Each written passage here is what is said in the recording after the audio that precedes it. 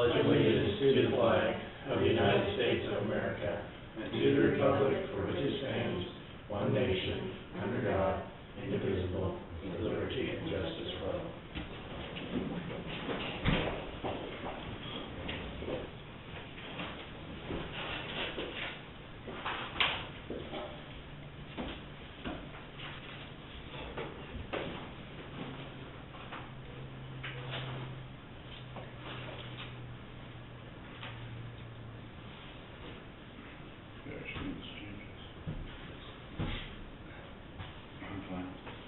Minutes for Tuesday, April 15th. Yeah, because I didn't get it. I tried to stop it. I got my agenda copy.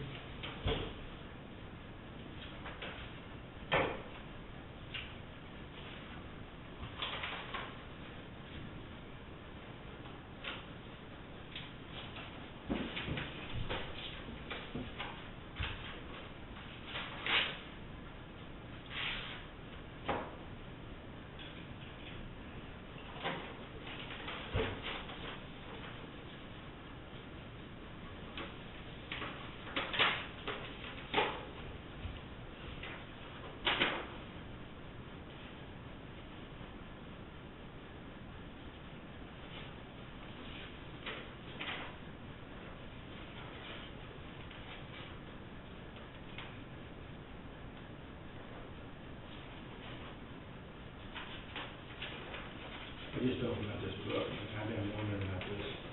Do you think it'd be beneficial to have workshop days?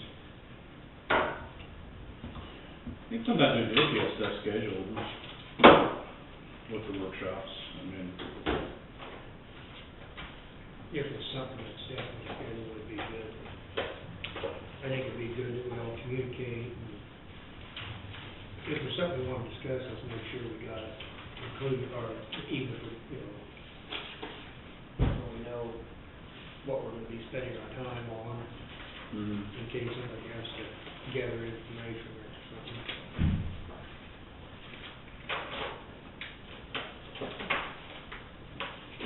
Did you get a chance to see the minutes, Mike? Yes, I would move we approve the minutes of April 15th as presented. I second it, Mr. Chairman. motion and second, all in favor, signify by saying aye. Aye.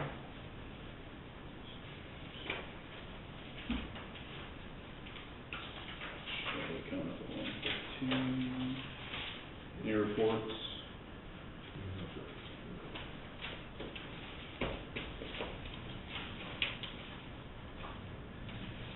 I'll have a county health meeting on the 28th, health meetings, I should have a report on the 29th. We should be getting an update on the status of NEKES too.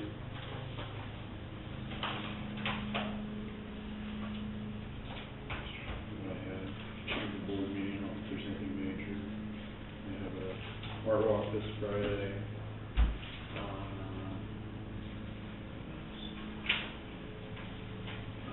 MOCAN, I do have a MOCAN meeting tomorrow. I don't think we officially appointed, we have two people we need to appoint to MOCAN board representing Ashton County. Stephanie Leaf is, in the past, represented Ashton County. She's going to represent, be an appointee of the city of Atchison. And so, they're working on MOCAN's working on a possible very large grant with the EDA, Economic Development Agency, to build a potential innovation center. And so, they're wanting good representation on that board. I'd probably, I could suggest two appointees to the board in addition to myself, and Stephanie is being appointed to City of Atchison. I'd nominate, since it has to be a staff member, I'd nominate Roger Denton to be an appointee. I think we discussed that a little bit ago. And then Dave Edens is Entrepreneurial Center at Benedictine College has requested, he threw his name in the hat to represent as well. Who's that? Dave Geenans, G-E-E-N-A-N-S. G-E-E-N? A-N-S. So you make a motion, something goes. Yeah, I'll make that motion to appoint to the MOCAN board, in addition to myself, Roger Denton and Dave Keenan to MOCAN representing Atchison County. I will second that as long as they're willing, if they both agree. Yeah, yes. Motion second, all in favor, signify by saying aye. Aye.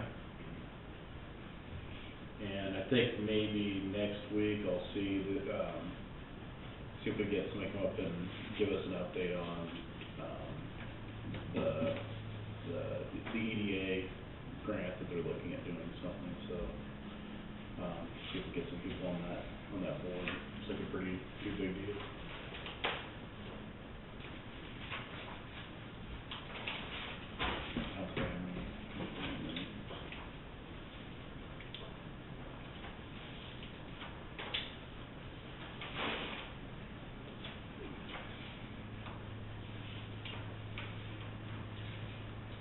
Bill, you and the community corrections committee? Yes. Board. This all look okay? Oh, this is adult. Oh, that's a big dog. Yeah, that's me. Okay. Yeah, she had sent it out to do approval. It's still, as far as we know, there hasn't been any pronounced cuts yet for 2015 budget. I mean, they don't officially know until after the fiscal year, July 1. Yeah. I did ask her, she had, if you see in that personnel category comments, she says that they adhere to whatever, we approved. She just puts that in there because we obviously haven't gone through a budget process yet. I think it's right under, 1A on that front page.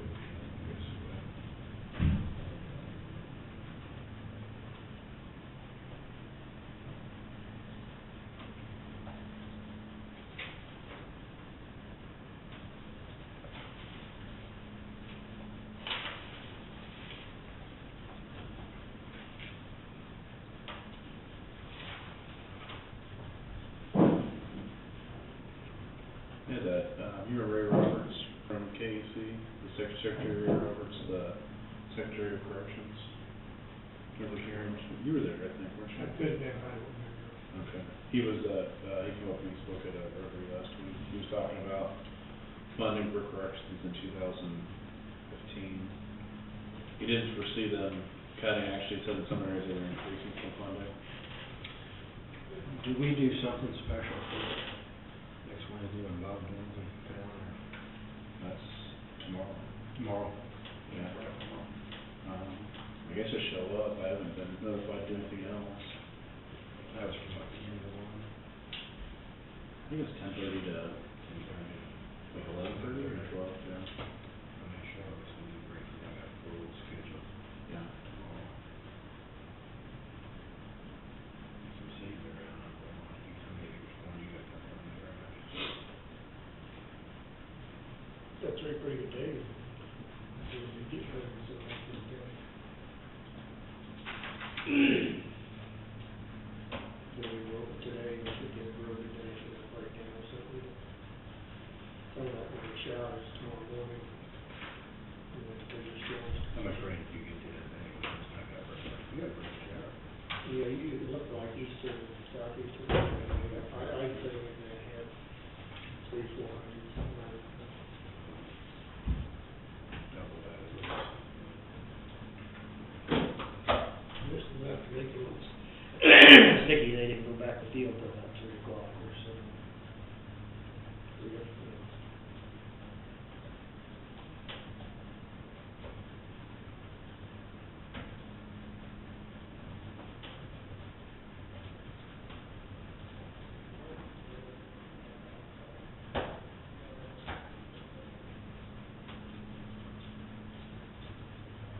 I'm just waiting for snow. Did we get a chance to review the lease a little bit?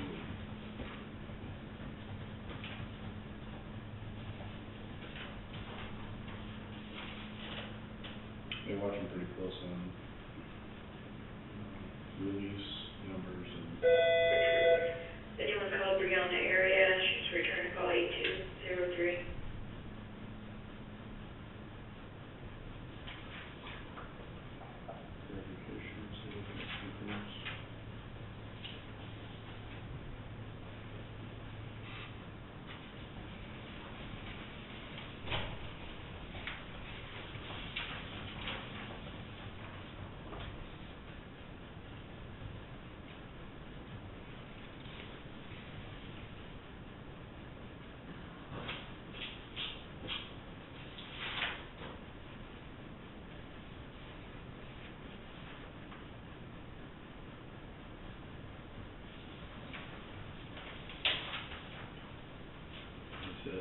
an adult and 2 juvenile officers in 13.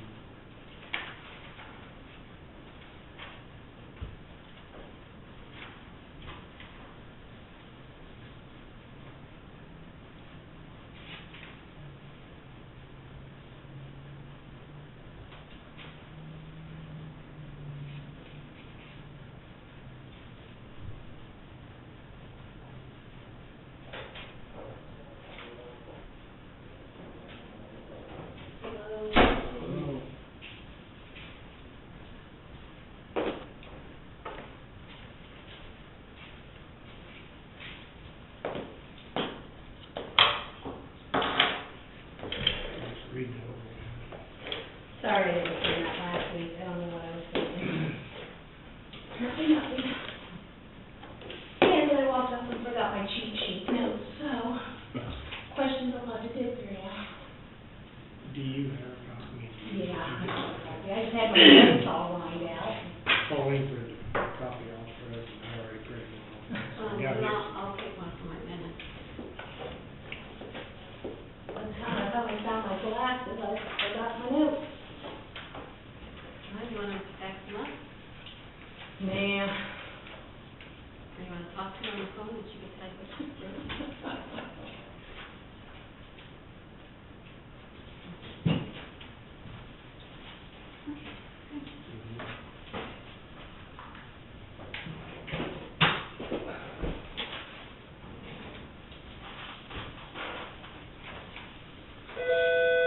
November 8202.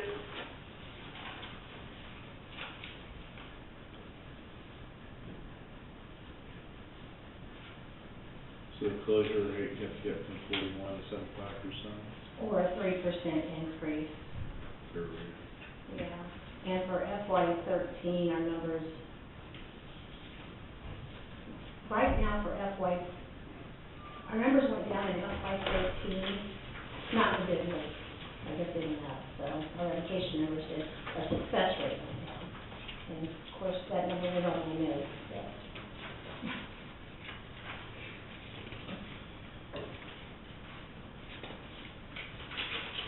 But we want to focus on, we have to focus on the 75% success rate or 3% increase. Everybody has to have that in their comp plan. And then,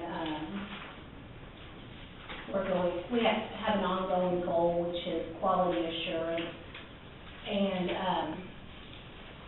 the forms and everything have already been done, and this is where I have the officers videotape 2 of their, I have them videotape 4 of their meetings per month with offenders, and I go through 2 of them and make sure that they're using evidence-based practice techniques in the office meeting. So that's like motivational interviewing and open-ended questions, affirmations, make sure they're doing a good job, tell them that they're doing a good job, make sure that they're implementing those tools that have been taught in case management training. That just got pushed on the back burner because, we've been going through turnover lately, so that's increased my workload and the adult officer workload. So, it's just been a matter of trying to keep up and deal with offenders more so than focusing on quality assurance. But I think we're in a good place now that we can get focused on that. And then our new goal is to put a place of measurement for the fidelity of the LSI. The LSI is our risk needs tool, and basically we sit down, we ask a whole bunch of questions, we score those questions or the answers, and it dictates what level the client's going to be at and what services we need to help them with. So they might score, well, if they score high in criminal history, that's static, it's not going to change, your criminal history is what it is. So we focus on the dynamic domains that can change. So whether it be education, employment, financial, drug and alcohol, attitude, we work that into a case plan and try to help them that way. So that's the meat of our plan for FY15. So, and then our budget, we're not getting any more money, so it basically stays the same. Only thing different this year is that we have an officer who doesn't need insurance, so we were able to put some of that money into services. because usually we don't have money for drug testing supplies in this main budget, substance abuse evaluations, mental health evaluations. We never have the money for that in this, we use it in out of our miscellaneous budget, so we had it to put into this one. So.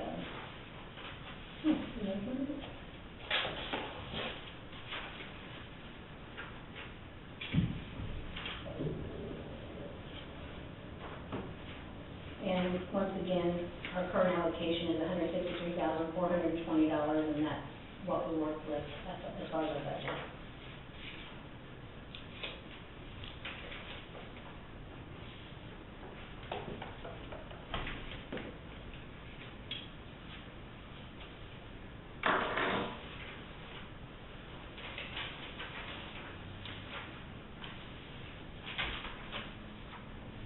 When does state Kansas usually let you know? Like right before, generally right before July 1, right around there. Gary Roberts was in town last week, did you know that? That's what I heard, he stopped at Flo's, and stopped by our office. So. He was at Rotary, he spoke at Rotary. Yeah, I had no idea. Yeah, I didn't know he was gonna be there, right? Yeah. Yeah, but that is that he stopped over there, so. Okay.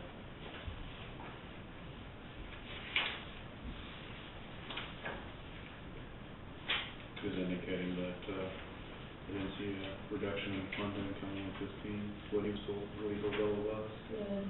but they're actually increased it in some areas. On the road, go.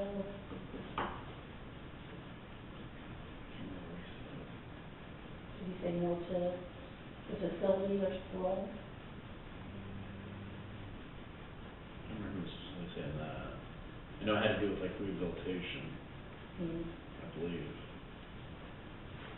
I wonder if he was talking. I don't know. Not like it was like 1 or 2 million maybe. Well, maybe it'll be more for services, I guess, so. I believe so. They're seeing some good success numbers, I think is what he had indicated. They're seeing some good trends. Mm-hmm. They're trying to increase that, I believe. Well, I wish we had some of those same numbers that they're seeing as success, but we don't, and, I'm not gonna say it's our fault that our numbers aren't, success rates aren't higher.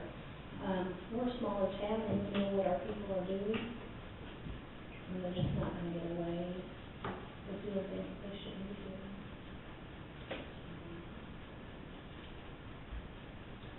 Well, I meant like revocation rates and Yeah. they were seeing stuff like that. You know, the numbers were down. I always think though, if you're in a bigger community, people don't always know what's going. Officers don't even know. I mean, this town is so small, we get phone calls all the time. Jerry gets phone calls, you know. People are always calling about what our people are doing, so we know what's going on, and, you know, try to help them or have to do a revocation on them. But we try every service we can before we do a revocation. Courts are really good, especially with us, with working with us on that. So I guess number one priority is community safety.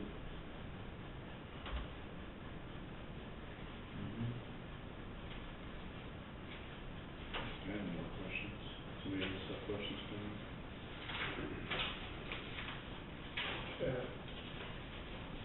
Jeff needs to sign this. He does, and I have this signature sheet, the one we're using at the office, so if you can just sign it tomorrow.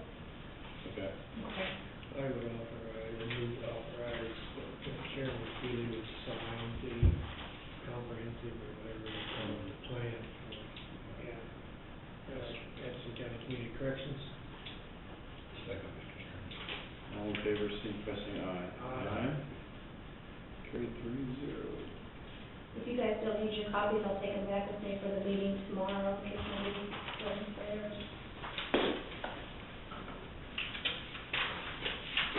Thank you, so much, recycle. What's that? It's going to the recycle bin. I'll recycle tomorrow. Yeah. Thank you. Tony, did you need anything? No, Mike gave me, I can't hurt my, because I put it here, under the wall, after you said, I looked them over them last night, but then I give her my copy, so she's for her minutes, so that's. Okay. All right, well, thank you very much, and we'll be back up a week or two until all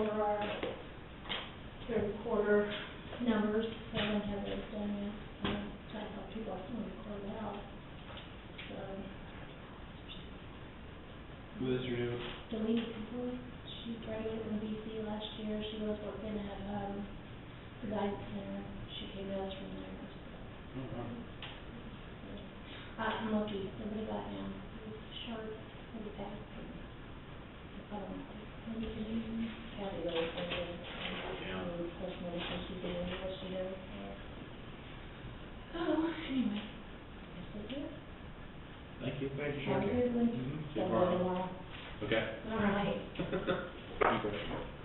Yeah.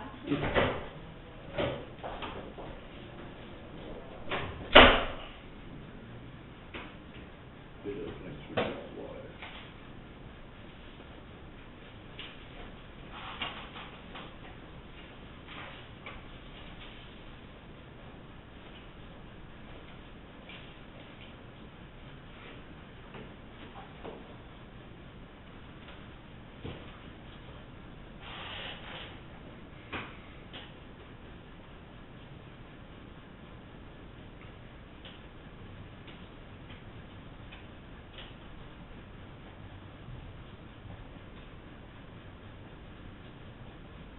We talked about having Shelley and Sheila up there, or Jerry Henry's talking to anybody, got a whole number here. She was not, but Shelley is gonna go down. Mark might come up. Oh, she was on here today. Her husband's having surgery, I think they said. Oh, yeah. I can go, can we go down and see if Shelley's gonna come up with I talked to Shelley and told Shelley, She coming out? I think she would talk to him. I think she's welcome for helping me out. I know he'll talk about the mortgage registration fees, but I know he'll talk And about. that didn't pass, right?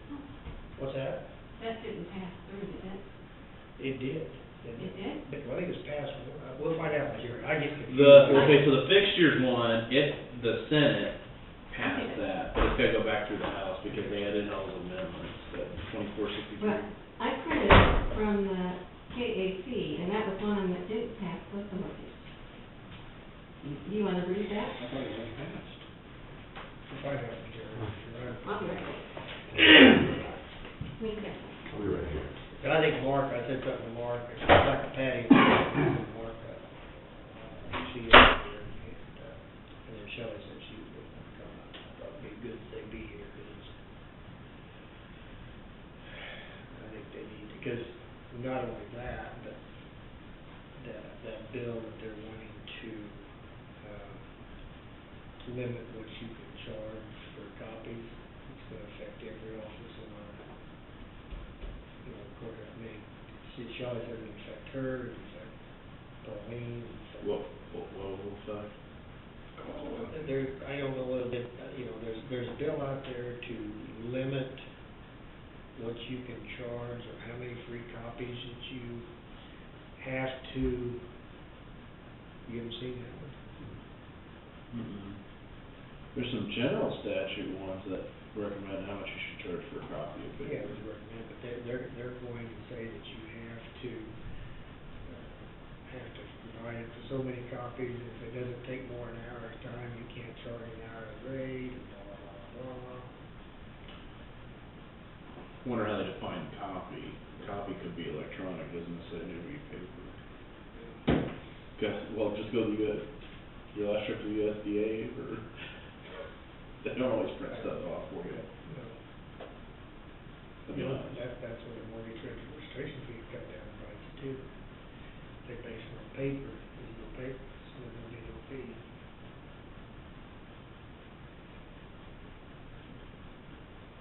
You hear something? I am, at 1:30. The bids. Bid. Jump off. No, I just wanted to see whether Oh, okay. he's awake from his nap. I haven't got mine out yet. Take a guess. Well, you bailed me out yesterday. What do you see? Ashton County Commission. Mr. Porter. Gail, she went down to her office, she should be back here for her in a little bit. Do you want to have her give you a call when she gets back up here?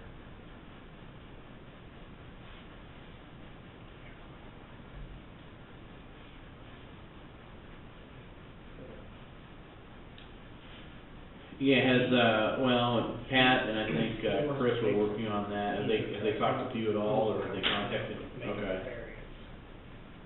Okay, Pat and Chris have been working on a couple of things, and they're supposed to get with you. Pat's not up here right now, he should be up here pretty shortly, I'll ask him. He's gonna be the one to ask, go through that, so, those are just general provisions or guidelines that we set forth, so, until Pat gets those drafted up, nothing's official He's on that, probably so. responsible and be sensible. It's unreasonable, unsensible. Yes, People yeah. cause. Yes, that's correct. cause the resolution to inform the Birmingham. Yep, That's okay, thanks, Gail. but he calls every year and complains. Huh? He calls every year and He complains. does. He does. Every year. So I guess I'm lucky for 2 years. I've been Yeah. this 2 years we have. Mm-hmm. What's this, KAC list lately? So it passed on 59 Highway, and it's like, there's a deputy there. Bill said not having. Yeah, I called him. Okay, so they have, yeah, they have. Well, they have not. Yeah, it was, but it was But they haven't been voted yet. flat. Well, it said it was. 59 Highway, it's not. Get Probably that just one. back up again. Yeah, the burn down. Yeah, I'm going 59. They were at least 15, 20 feet behind there. It was something, it was pretty flat. They will make it twice. Into another So I bill, but texted nothing him, passed yet. or had one of the kids while I was driving, I was like, text. Yes, we Yeah, I did pulled up Facebook what? this morning. Like, text us the west. So, yeah. So I called. We And sent also the deputy. We came back by, and the deputy there was What was the fee, you have one about fees? I don't know, his person Right, who was that doing that. was- That could have easily torn her, sounded like all next to that. Right to her. Mm-hmm. You heard me, burn me on the side of the Yeah, what you highway. wanted. I was just. We already. My wife had some cancer grass, and she decided to Let's use make her a to fix first, it from the we can all share, because that I one was has just something. wanted to. melted the screen, This one was passed, right? Yeah. got the that's brick, something. got the brick black. Okay, And she come in, she said, what are we gonna do? I said, I don't know what you're gonna do. I walked in there. I told her for some hot fix. She's been out there struggling for, I guess she got 10 hours. She finally got it off the brick, she still hasn't replaced the screen yet. That's hilarious. I mean, it's not, but. I only use hedge trimmers. Hedge trimmers were awesome. Last, she's getting to the point where if she decides she wants it done now, it's now or she's gonna do it. Last year I took and wrapped it up with black tape, took the hedge trimmers, cut it off, That's nice. picked up a groove, but she decided that she wanted it done right then. But I can't put down to do no more, I think she'll get one of this, but I mean, it's done right, but I should shut up, we're on camera. Yeah. Never mind. Oh, good. if she Yeah, wants to. Entertain motion to open up bids for jobs alone. I'll second that. That's my motion. Yes, second. Oh, All in favor, signify by saying aye.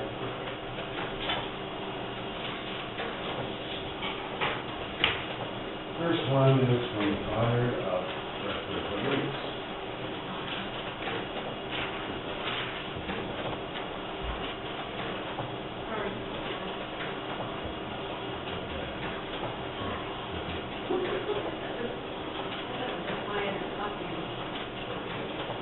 Fire department equipment, they,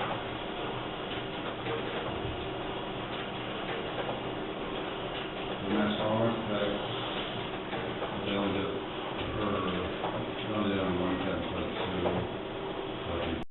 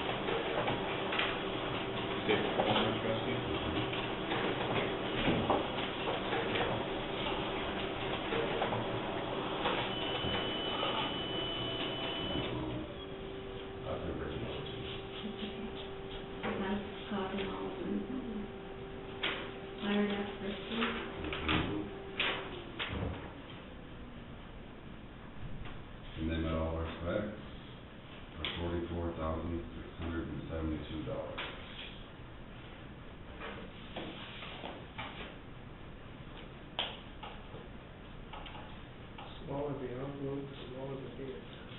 I'm trying. I mean, the next one should be really low. And we're all, where are they at, Michigan, Mississippi? I don't know. Wherever that's from. Okay, MS. The next one's from Mid-America Rescue.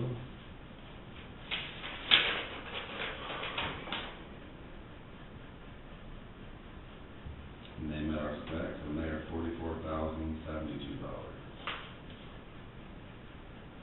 Is it going down with the envelope? It wasn't even ever small.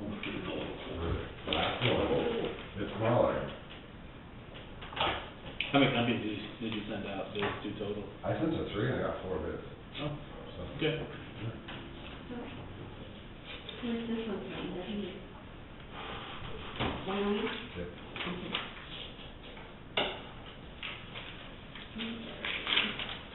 This one is from Okie Extrication. What is it? Okay. Okie, O-K-I-E, they're out of Atlanta. So they're gonna get Oklahoma. That's where the parents wanted, but the Mosquito representative out of Atlanta. And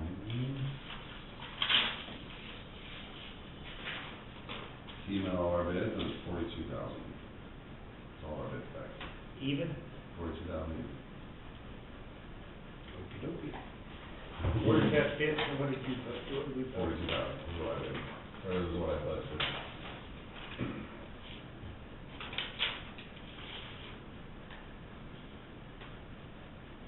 And you want to pay sales tax and shipping. No, so that's, and that includes shipping, $400 in shipping. And what were the specs? Was it just like one type, 1 brand? One type, 1 brand. And then this is the same thing I gave you guys last time, just spelled out exactly what we wanted. Model numbers and everything. Now, the ones that we have left, do they have one value? We're on eBay them, or eBay them, or whatever, yeah. So that money goes back into your, Hopefully, yeah. well, not only is that necessary, I mean, if you go into emergency management, they're long term general. Mm-hmm. And so, Should we put it in the capital outlay, or should we have to go in the budget? well, technically it goes into general, but then it can be transferred to your, but Line. it still becomes part of the general fund, so that if you get a bunch of different, Something happens. some, you know, I mean, we know what, you know, that we want there, so in the future, commissions could have to use that. You're right, I can't do that. So that's why you want to keep it back. And it's part of the reason I think we need to be budgeting these kind of things, just so we can do each year. What's the last spec? These, well, they should last 20, 30 years. Like That's the about others how are. old the ones you got. Yeah, the ones we have are about 30 years old. There's some of them that are 25 to 30, but the first set we have, which is so we're about 72, 74. What value is it? I hope to get $5 grand out of them. A piece or Yeah. together. So I hope to get that much. It's just because, I mean, they don't work as well on older, I mean, they work great on old cars, but on the newer technology, the way they've been the metal, they don't, I mean, they don't work as well. So they're, I mean, you can sell them out in California on eBay. There's one place that I found them. I don't know why California, that's just where they're supposed to be selling to. Well, we could put them on Purple Wave, but I fear that we wouldn't get anything for them. So I'm thinking eBay would probably be the best place to sell them. My question, would there be any value, we get more value if we can donate it to, volunteer fire, we don't want them to have nothing like that. We could do that, but most of the fire departments, besides the one in Effingham, their exact words are, "we fight fires." I mean, they don't want us to be in that business. They're not- I mean, I can ask them and ask, and I ask them if they're interested. So they're not true first responders. They fight fires. And I've had 2 fire chiefs say, Well, I always thought like I always thought first responders from the definition was like they had to respond to like medical calls or. Yeah, I thought there was some type of first responder on all the volunteers. Effingham has 2 medically certified, 3 medically certified. Shannon Fire Department they're about to have 2, because, 2 of my first, 2 of our rescue guys are all in Shannon Fire Department. Lane has 3 now, has 1, Tim Calhoun, who's on our rescue squad, and, Leslie Bell, and all my fellows, none of them medical. Don't be afraid of that, when you're gonna have a training, you're gonna have to stop by the other day, when you guys have a meeting, let us know, and I don't mind going, meet them, we got, Yeah, like, we send out a calendar every month, and have all the trainings across the county, so we can start copying on that, people doing that. They have all the fire meetings, rescue meetings, and trainings that we have in the county. They're pretty good. I've gotten a couple of them. You guys ask good questions. The other nice one, very good, because there was a protocol meeting, our protocols just changed, where you don't backboard as much, and it was, It's kind of like watching paper. maybe records, for the meeting.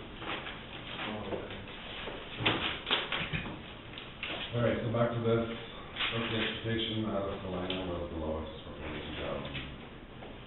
Do you need to review just to make sure specs are met? No, because I made them actually put the model number of the unit on there, so. It's spelled out clear, right? Yeah, they didn't have a choice, it was spelled out. Okay, so you're recommending that we accept the bid of 42,000 with OT excavation. entertain a motion to accept the bid from LT Extrication for Jaws of Life at $42,000. So moved, Mr. I Chairman. would second that. Okay, motion and second, all in favor, signify by saying aye. Aye. For extension, carried 3-0.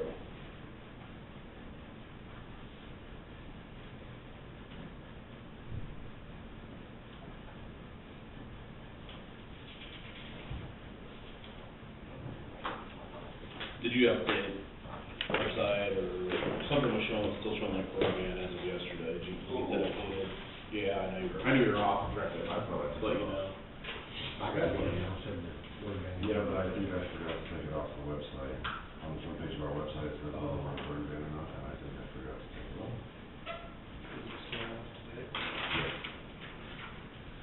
I'll look real fast and see if it's on there. What was yesterday? I forgot to tell you. Usually I'm pretty good at remembering them.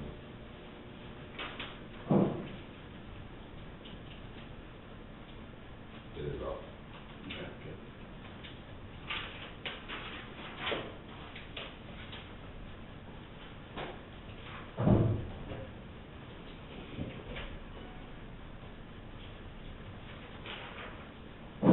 Thank you, sir.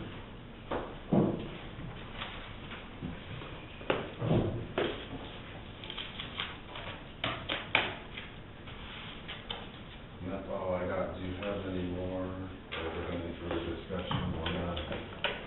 EMS building here in contact? Not today, but I think it's good. I'm gonna put it on, discuss it, work session. Next week? Do you want me to come to that?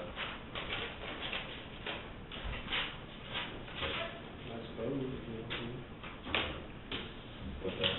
Well, further discussions on the time for the EMS building, we need to be discussing and make plans. I just like to put it on a work session next week. We got a full schedule today, we got a pretty full schedule with Jerry coming up and stuff, so. That works. Yeah, I'm pretty nice. Probably going on something like that. You're done. Do you have anything else for me? I did, and I forgot what it was now. I'm sorry, I did, I was thinking of something that I had a question, and I can't remember what it was. If you think of it, let me know. I'll answer it. Well, have a great day. Yep. See you.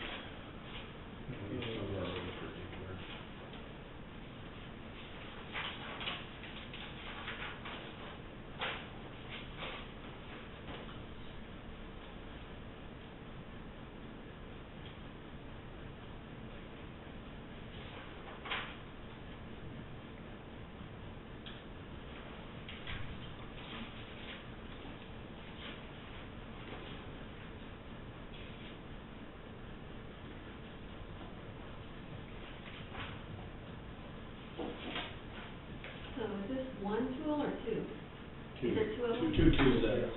That's, yeah, that's her. That price is for two. Okay. Yeah, like a set or something like that, isn't it? Two sets or something. Could And then there's like attachments or That's something something like that. attached to probably against it. Probably for the season.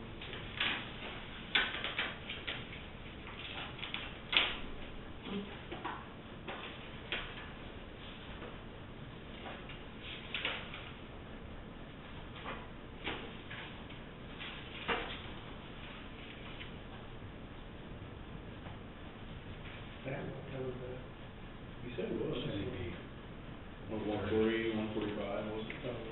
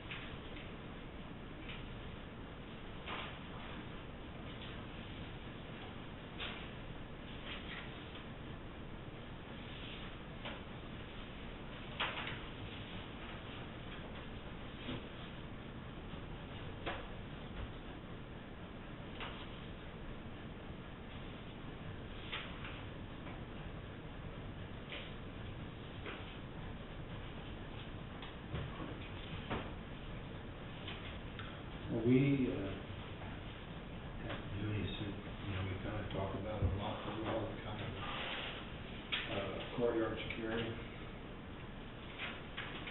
We have everyone in place for what, plan, secure, firearms and all that, so there's all, county buildings. I think we've, looked into it.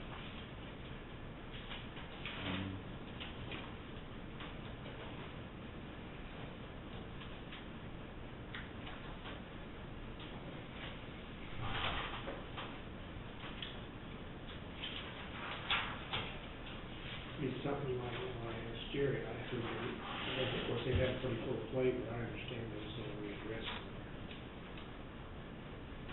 Don't know whether they did or not. Well, there's a recent bill passed to, make the consistent across the state, so like local governments wouldn't, somebody wouldn't get arrested for, I mean, there'd be two different things in two different counties when they're trying to make it, Uniform. yeah. Kind of a mess. I don't know what their sense of urgency was to address all that anyways, I think I would've just left it local, I mean.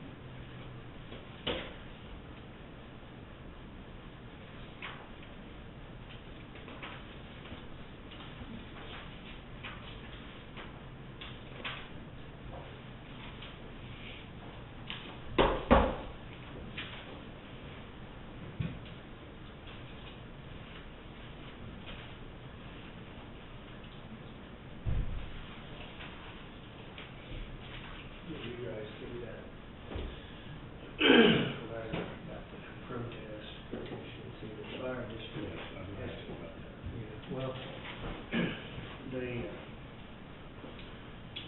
solicited bids to build a building, what they were doing all on or something.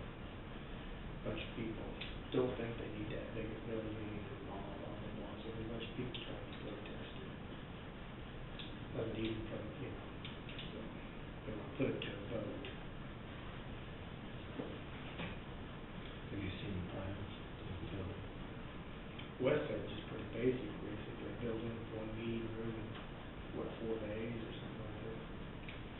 What's that? The fire station, that was the one that they got bids for. Got the properties, got a great location.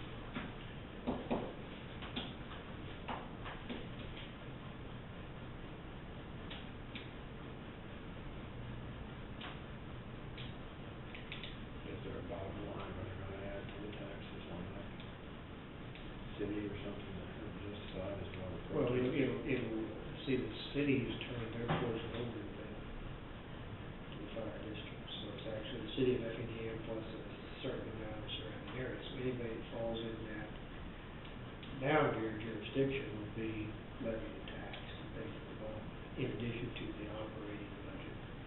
They only have a 5 mil levy, Max. max. Yeah. They want to go higher than, I think they're supposed to do it by the vote, so. Yeah. They do a bond in there, stuff there?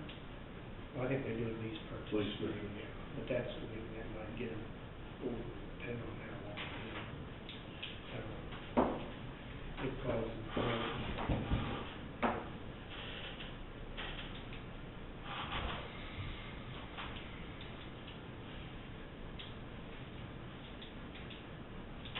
I just hope we continue to have volunteers for the fire departments, because I think that takes that over to it. Which, you know, there's a way that you could do that, something else, I mean, get arrested, I mean, there's a way that you could cushion that blow, something like that.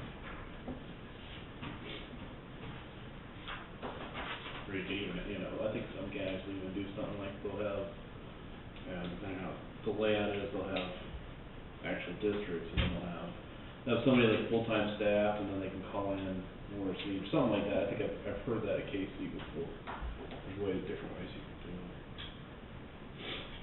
So it's not necessarily just full-time staff, like 24/7, I think. I've heard that at Yeah, I KC think before. it's pretty heavy out there, very easy.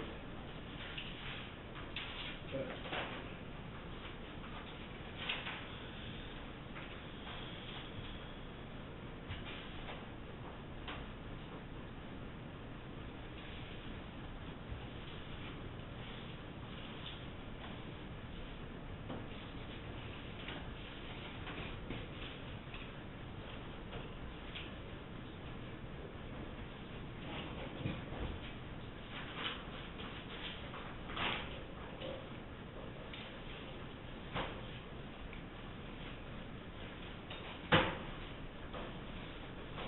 Probably need to draft, budget season.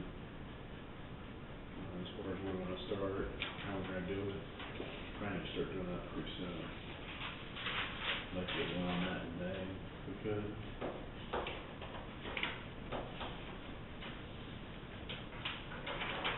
What days do we have KCCA?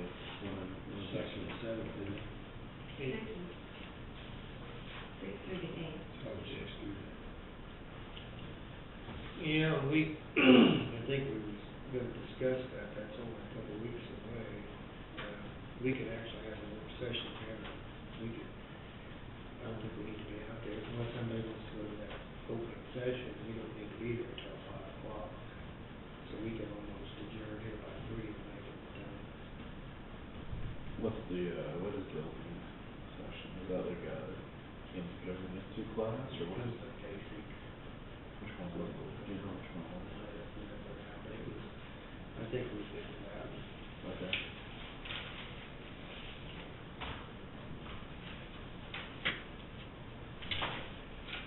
It didn't really catch my attention.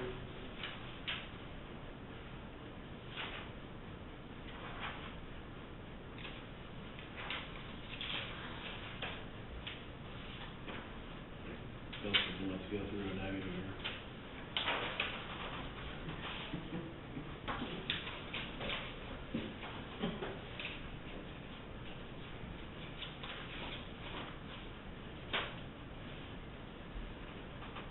You got arrangements to take the county car in that days. You can make it. Jerry. Hi guys, how you doing? Friday afternoon. Hi Paulie. How are you? Fine. Peter? This is a hot seat, whenever you get out of line, I got a buzzer up here, and it'll tell you when to be quiet. Sit down. I got one speaker, it's pretty hot too, so. Yeah, I can call you down. Is Shelley coming out? I didn't. Okay. We invited some of the, if it had something that was gonna, might have something impact with Sure. some of the bills, I know it's gonna have impact on all the departments per se, and the.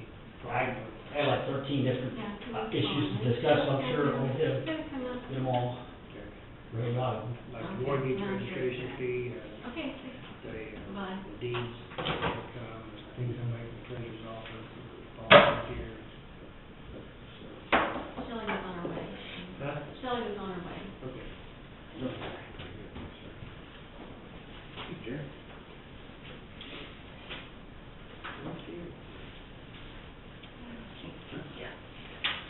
How many people actually exist in the legislative research department? They're working some serious hours there that each of you guys are working. Yeah. I'm not trying to tell you how many, 20-some I think, I was just curious. but some are fellows, some are interns, some that just work during session. So, they have different levels of responsibility. Some are just make copies and make sure things go in the right direction, so. Mr. Chairman, you let me know when I should start, and then, or you want to wait for some of Coming up.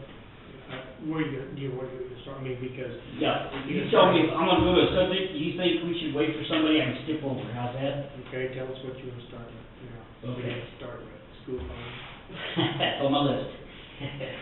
because that won't affect anybody, other than I guess they got kids. Well, let's just, Start from the beginning. I'm gonna start with the state budget, just yesterday or a couple days ago. The consensus estimate came out, and first of all, let me just say, I just want to present all these issues. You may feel a little bit of a negative, I voted against almost all this stuff, so and I'm sure Representative Garber and Senator Pyle would have some other. So I just want to give you my perspective and what I think, so, what I like is if you have questions or comments, or if you think that what I'm saying is not in probably the best interest of the district or Ashland County, I sure would like to know, is I guess what I'm saying is, because I just want to go that direction, so. But because there are, a lot of things happening, I've talked to almost all of you about most of these issues at one point or another, so, but we'll go through that. I just wanted to kind of take just a few moments. The first page is just the cover letter, but the second page, page number 2, is, hello, how are you? Okay. Good. Good to see you. The second page is kind of a chart that I kind of want you to look at. Because a lot of people think, oh, they heard that, wow, estimates are up, things are kind of looking better, and you got to kind of know what they mean by estimates and stuff. I kind of want to show you kind of what is the actual picture of why. I mean, a lot of people say, well, estimates are up, why are you guys just cutting so many budgets down there? And that's kind of what I wanted to give you just a real quick look. You know, if I go from the top blue part, I'm going to look at income taxes. As you know, we did a couple of years ago and ongoing a very dramatic and drastic cut in income taxes for, you know, a lot of individual brackets were lowered, some were eliminated. We eliminated the corporation taxes for like 200,000 small businesses, which is fantastic. You know, that's great, especially if they turn around and hire some people. That would be part of it. So, but I just wanted to show you. We looked at first, we'll just say individual, that's the ones I kind of did in blue. If you look for actual in 13, you see what actual in 13 is. Hello.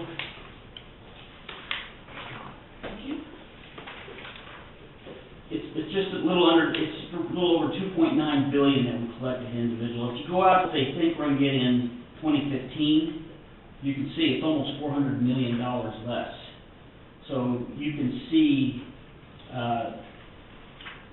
in actuality, in 13, 3.3 billion, and then in 15, they're estimating 2.9. So while we made estimates, now the estimates are starting to increase a little bit. When you go back and look at actuals and start comparing, we are, you know, losing millions and hundreds of millions of dollars in revenue. And I don't say losing, I'm just saying the revenue stream's not there. And for many Kansans, I've had a lot of people come to me and say, man, I was surprised with my Kansas taxes this year. So there are good things that happen, but you have to look for what's happening on the other side. And I come to that because you guys are going to feel some of the brunt of it, and you still are already, in mandates and push downs of other programs, which I will talk about today, of why you're seeing the things happening as what they're doing. Because literally we're just losing money as we go. Mike? Well, I wasn't a big proponent of eliminating any kind of thing.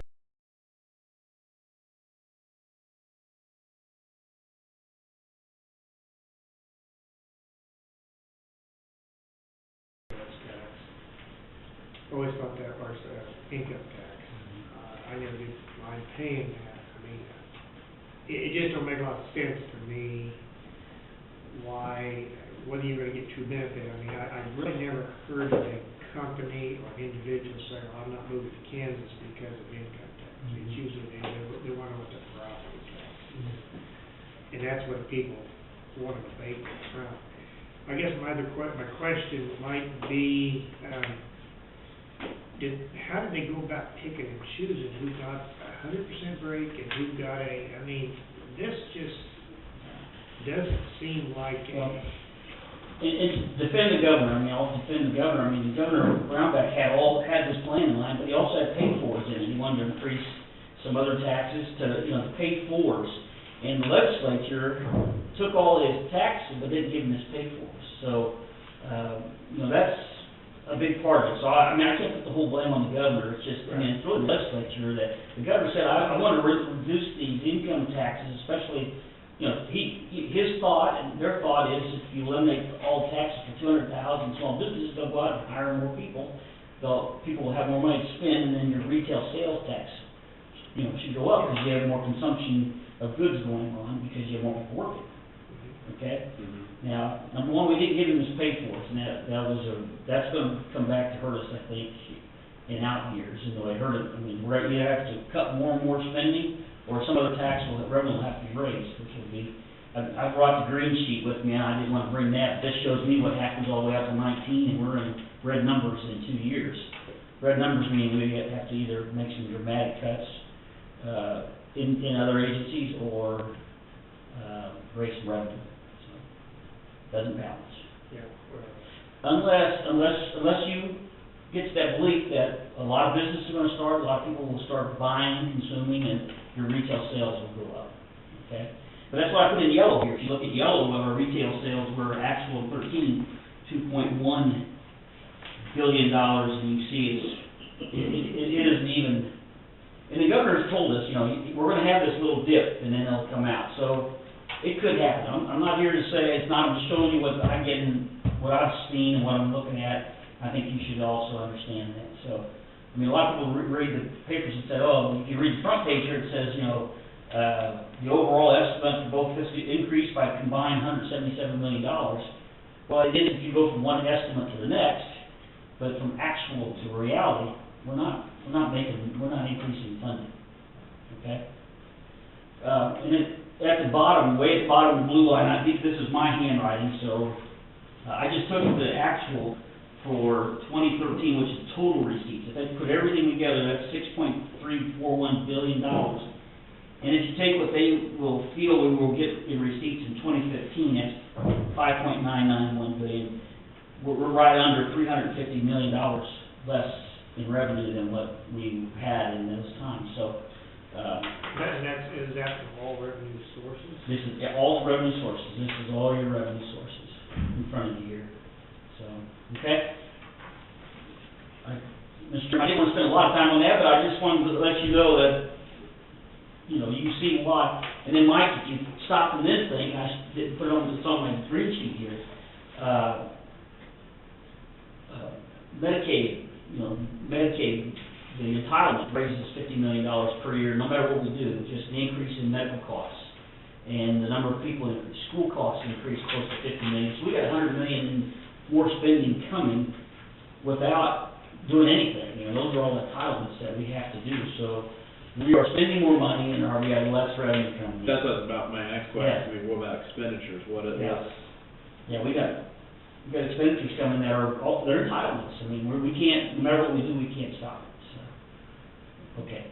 I just wanted to do that. And these, Sharon, these are the treasurers, and you may want to talk a little bit, you may not have it, but I mean, I went down and visited. You know, there's been a lot of problems with the MVT, the registration thing, so I wanted them to be here to air Sure. their concerns to you. And hit me on the back of the head if you want to ask a question, okay? So I can't see you, but if you have a question, let me know. And Shelley, of course, with the mortgage registration fee, and in the bill, it's gonna kind of limit how many copy, you know, that, what they call open meeting. Open records. So, I mean, that's gonna affect Should have built in. Oh, so I mean, that's kind of too why they're It here. hasn't passed yet, No, though, has it? no. Or the one that registration hasn't. Mortgage hasn't passed either yet. It could still, though. Oh, yeah. I got it in here. We're gonna talk about it today. I'll give you what we're looking at, okay? No, that's, Okay. okay. Anything else? No, I just, so that you was aware who was, Oh. yeah. And maybe they're looking to run for your seat, I don't. I hope so. I hope so. After I get done with this hour, I don't know who'd be crazy enough. I do not envy you. I think I would be going ballistic. Yeah. I can't, I really can't even fathom. Well- My dairy lobbyist, he said, I just never seen it, he's been out there 20 years. Yeah. I never seen anything like this. Yeah. He said, it's just chaos. And we'll talk about that a little bit here in my presentation. Chaos meaning, I mean, we're passing some substantial legislation that'll have tremendous impact with no hearings, very little debate, no abilities to make amendments, you know, just, and sometimes in the dark of the night, you know, they wait till, on purpose leadership is waiting till the middle of the night to do this. So I think that's the crazy part. I mean, the part about this stuff is always crazy. I mean, you know, they didn't build that big building for easy problems. It is always going to be difficult. But when you try to do it without going through the process that's open and transparent to everybody, I think then people get very upset about it, which is a lot of what we've done. Okay. And just as Pat shows up, we're going to work on the court system issues. Okay, that's page 3. Pat knows all about this. That's page 3. And it'll be page 3 and 4, and I really can't don't want to spend a lot of time on this, but this is going to have tremendous impact on the court system here at the courthouse in what they're doing here. They're going to raise docket fees on a variety of things, and that's page 4 is all of the list of things that they're going to raise docket fees on. Okay, so they said traffic fines are going to go up 70%. All these different types of garnishments and limited civil actions, small claims. I'm sure Pat could give you a better explanation than what I could, but a lot of fees to come to get action in court will be raised. And they want to raise almost $6.2 million in additional fees, so they're going to have to raise that from fees. And the first thing they do with the $6.2 million, I think they take $3 million out right away just to start the e-court system, which is the electronic court. The filing is starting to be done electronically, so we're kind of getting away from that paper system. A lot of courts have been wanting to do this. I think some courts, Johnson County, Shawnee, Douglas, some of the big ones have already been doing this. So, but this is going to cause a tremendous amount of issues. As you can see, the Kansas Supreme Court was very much opposed to this. Some of the district court judges were opposed, some were kind of lukewarm. I mean, they wanted the money. They don't want and now we don't know whether we've avoided furloughs or not. That was always a big issue. Will they have to close some courts on Fridays just and not pay the people working there? So now we're seeing that maybe there isn't enough money in the system to do it. Especially when you as you all know, when you raise fees, some people will go, I can't afford the fee, so I'm not even going to try. So all of a sudden, not only are you limiting people's ability to have justice or have their day in court, but they're also lowering the revenue that comes in. We saw just the limited amount of fees we increased here 2 or 3 years ago, a 10% drop in revenue. So we have those types of things going on. So I will not read these to you, but you can see there's some dramatic, page 3 shows the 4 bills that were put into this, and how this will impact docket fees. It will impact, they'll create an annual budget for each district. Each judicial district will have its own budget. The election of the chief judge of the district court will now be done among the judges within the district instead of appointment by the Supreme Court. And then you have a delay in filling judge vacancies. They feel that this could save $1 million or $2 if you just don't fill a judge vacancy very fast. Leave it open. So anyway, those are the bills there. And again, Mike, this was done. The Senate had a couple hearings on it, put it into a House bill, sent it over to us as a concur, meaning we didn't have any type of hearings. We didn't have no ability to amend this. I'm talking about the House. All right, this is all done by... You had to take it or leave it. Take it or leave it. You couldn't make any changes on it. It was an up or down vote. So we had no opportunity to do this. So... How come you didn't have an opportunity? Well, when you do it, and we could, I guess we could say, if a leadership could have said it was materially altered, and we could have put it in the committee, but the Speaker of the House said it was a motion to concur. These are the crazy rules, Henry. They put this into a House bill, so they sent it over to us. This House bill number had passed before with something else in it. We took the contents of that out, put this in, and sent it back over. So that makes it eligible to be voted on without any type of That hearing. makes sense. Yeah. So. Oh, that's how they gave you. Yeah, it gets, now, this is my commentary, okay? I didn't speak at the well at this, I was on the conference committee on this. I think this issue has some real potential problems for rural courts, and I'm really worried about rural courts. Now, I guess I should say, I'm going to talk about this a little bit today. This is kind of the theme that is happening for me, is the issue between rural and urban. And you'll hear me talk about it 5 or 6 times today. But I'm just worried that if a district court or a rural area is not collecting the fees to support themselves, or not being, are we now lining up for some type of consolidation or eliminations or readjustments of judges and all those type of things. So I'm just concerned that they're not going to start saying, hey, if you're not paying your way, you got to be out of the game. And then we're going to end up, you know, a lot of people walk, you walk up down the street of Atchison, they say we're not rural. We are rural comparatively, you know, but we're not as rural as western Kansas, but Atchison is a rural community. And, I can't even get close to say, well, we collect enough fees at the courthouse to pay our way to stay in the ball game as to, are we paying the expenses?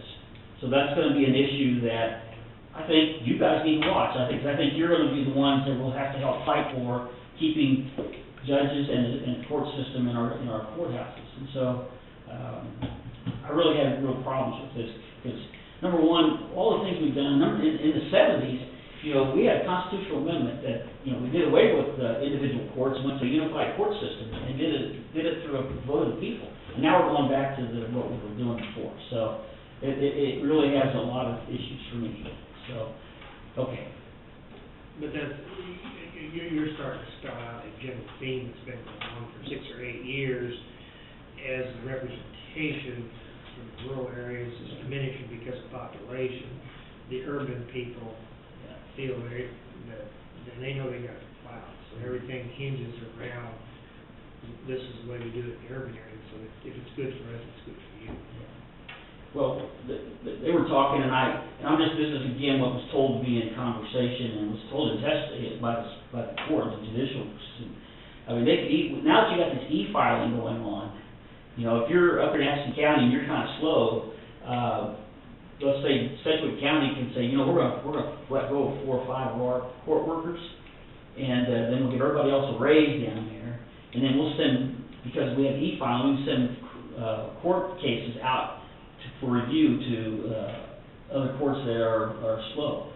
Then you have people in Sedgwick County make more money than judicial people here, but they're doing that. You see what I'm saying is you have that all going on, and now that each judicial has its own budget, they can kind of give people, but then the court says that the Supreme Court still has jurisdiction over hiring and employment practices.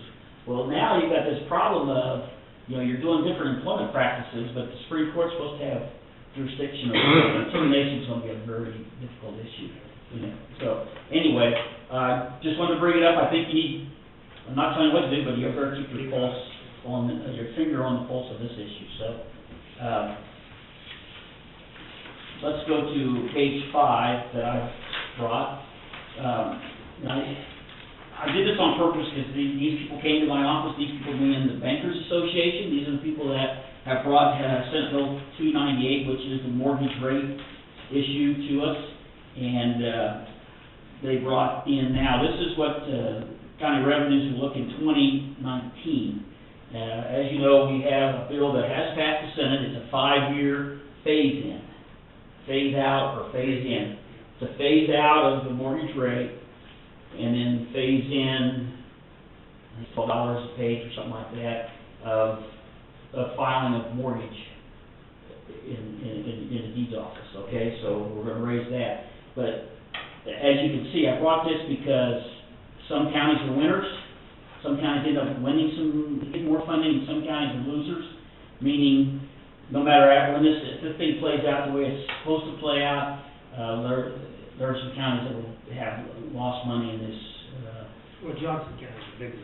The urban. Any of your really rural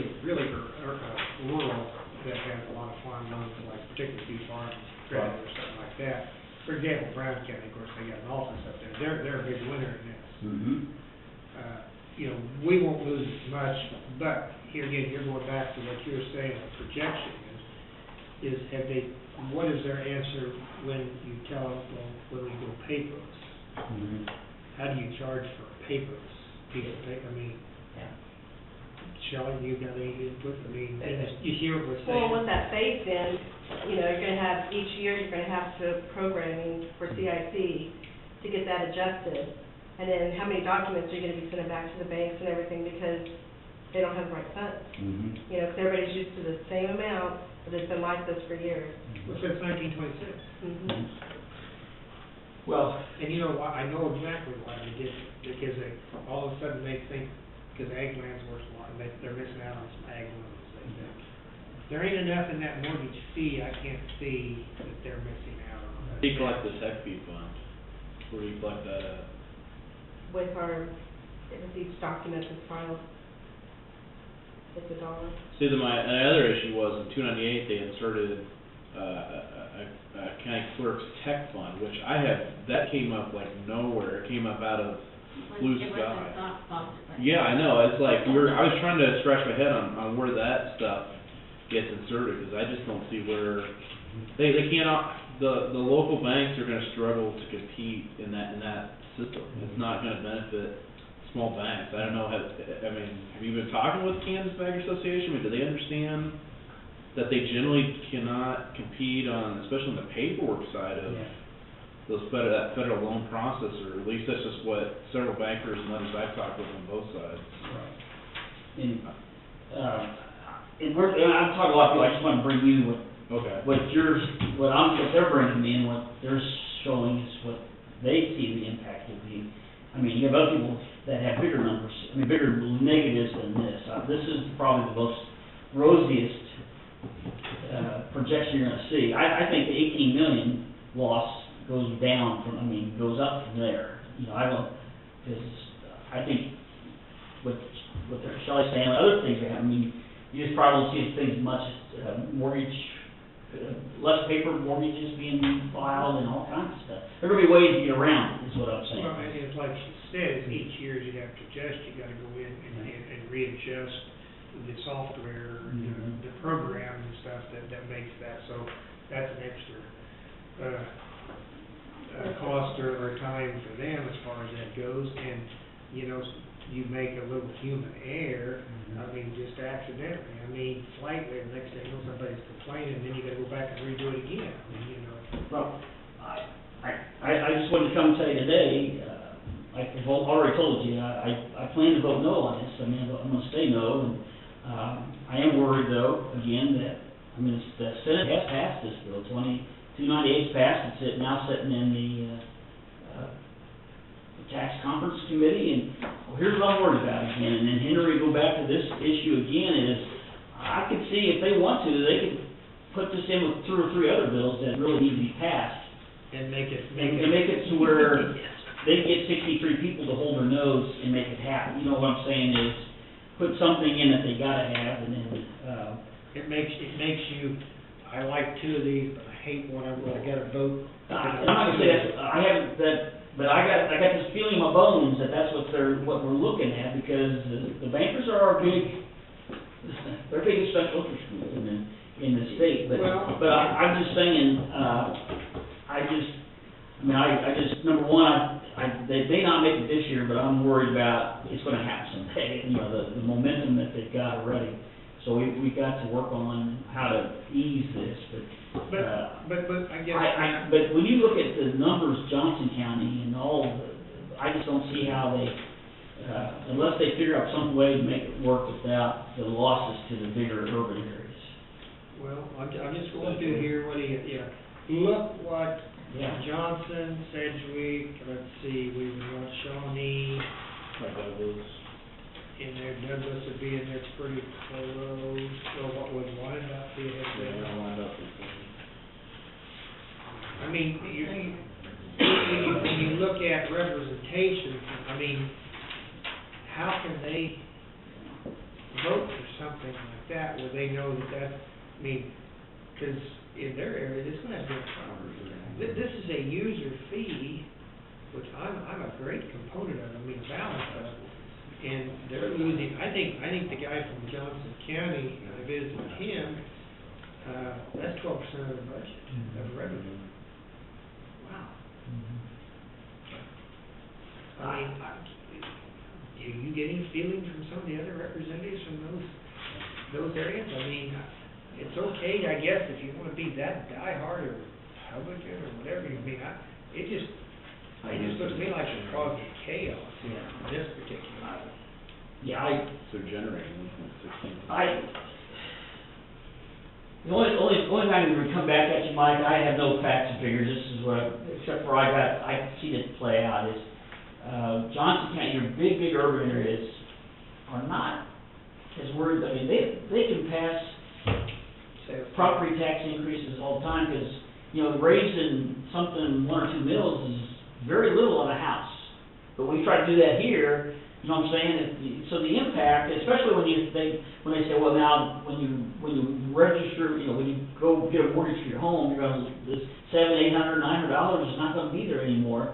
If they show a tangible trade-off, then people go, they say, okay, I'm just talking about how these big counties work, in that they can raise millions of dollars with just one or two million. Yeah, and I understand that, but it still works on business. Oh. Too. I realize you talk about houses and Yeah. stuff too, but, multi-million-dollar business, it has some impact on it too. Now, they come back and say, well, we passed an income tax relief for you, so I guess you can, so they end up trading, but Yeah. like you said, I think that's one of the Well, positions that Well, but you get to Johnson County, and I don't understand my account, but they say they compete with Missouri all the time, with the banks in Missouri, so it becomes easy for them, I guess, to take this big swallow because of the issues there. So, I'm not gonna say that they're all gonna vote for it, but I just get worried about, the big urbans have their ability to raise a lot of money just for a little bit of property taxes. Very worrisome. The banks in Missouri are writing mortgages over here without recording them in the chief's office? Well, That doesn't make, not recording, but, when they get the loans over, they don't have to put them, because they don't have to put the loans in there. They don't have to put the mortgage rate on the loans. Mortgage, well, registered. but if they're gonna record the mortgage, if the mortgage is gonna be enforceable, it has to be recorded. They don't pay the fee to record it. So Right. They're paying Yeah. some way. So they're gonna, but they're just saying that it helps them compete with Missouri, and how that works, I have no idea. That sounds spurious to me, but. Yeah. Okay, can I move on? I know, I don't wanna, I know you guys are busy, I don't wanna. No, we only got one. More questions, that's where we're at with this right now, so. We have not passed the House, we did pass the Senate on that one. Okay, my next couple, I'm gonna talk about the election bill. Pauline is talking to me about, you guys talk about election bills, I don't think I need, the Senate has passed, an election bill that would move school and, cities to November of odd years. That hasn't happened. That has not passed the House. So, but it's still hovering out there, okay? I really don't see it happening this year, but,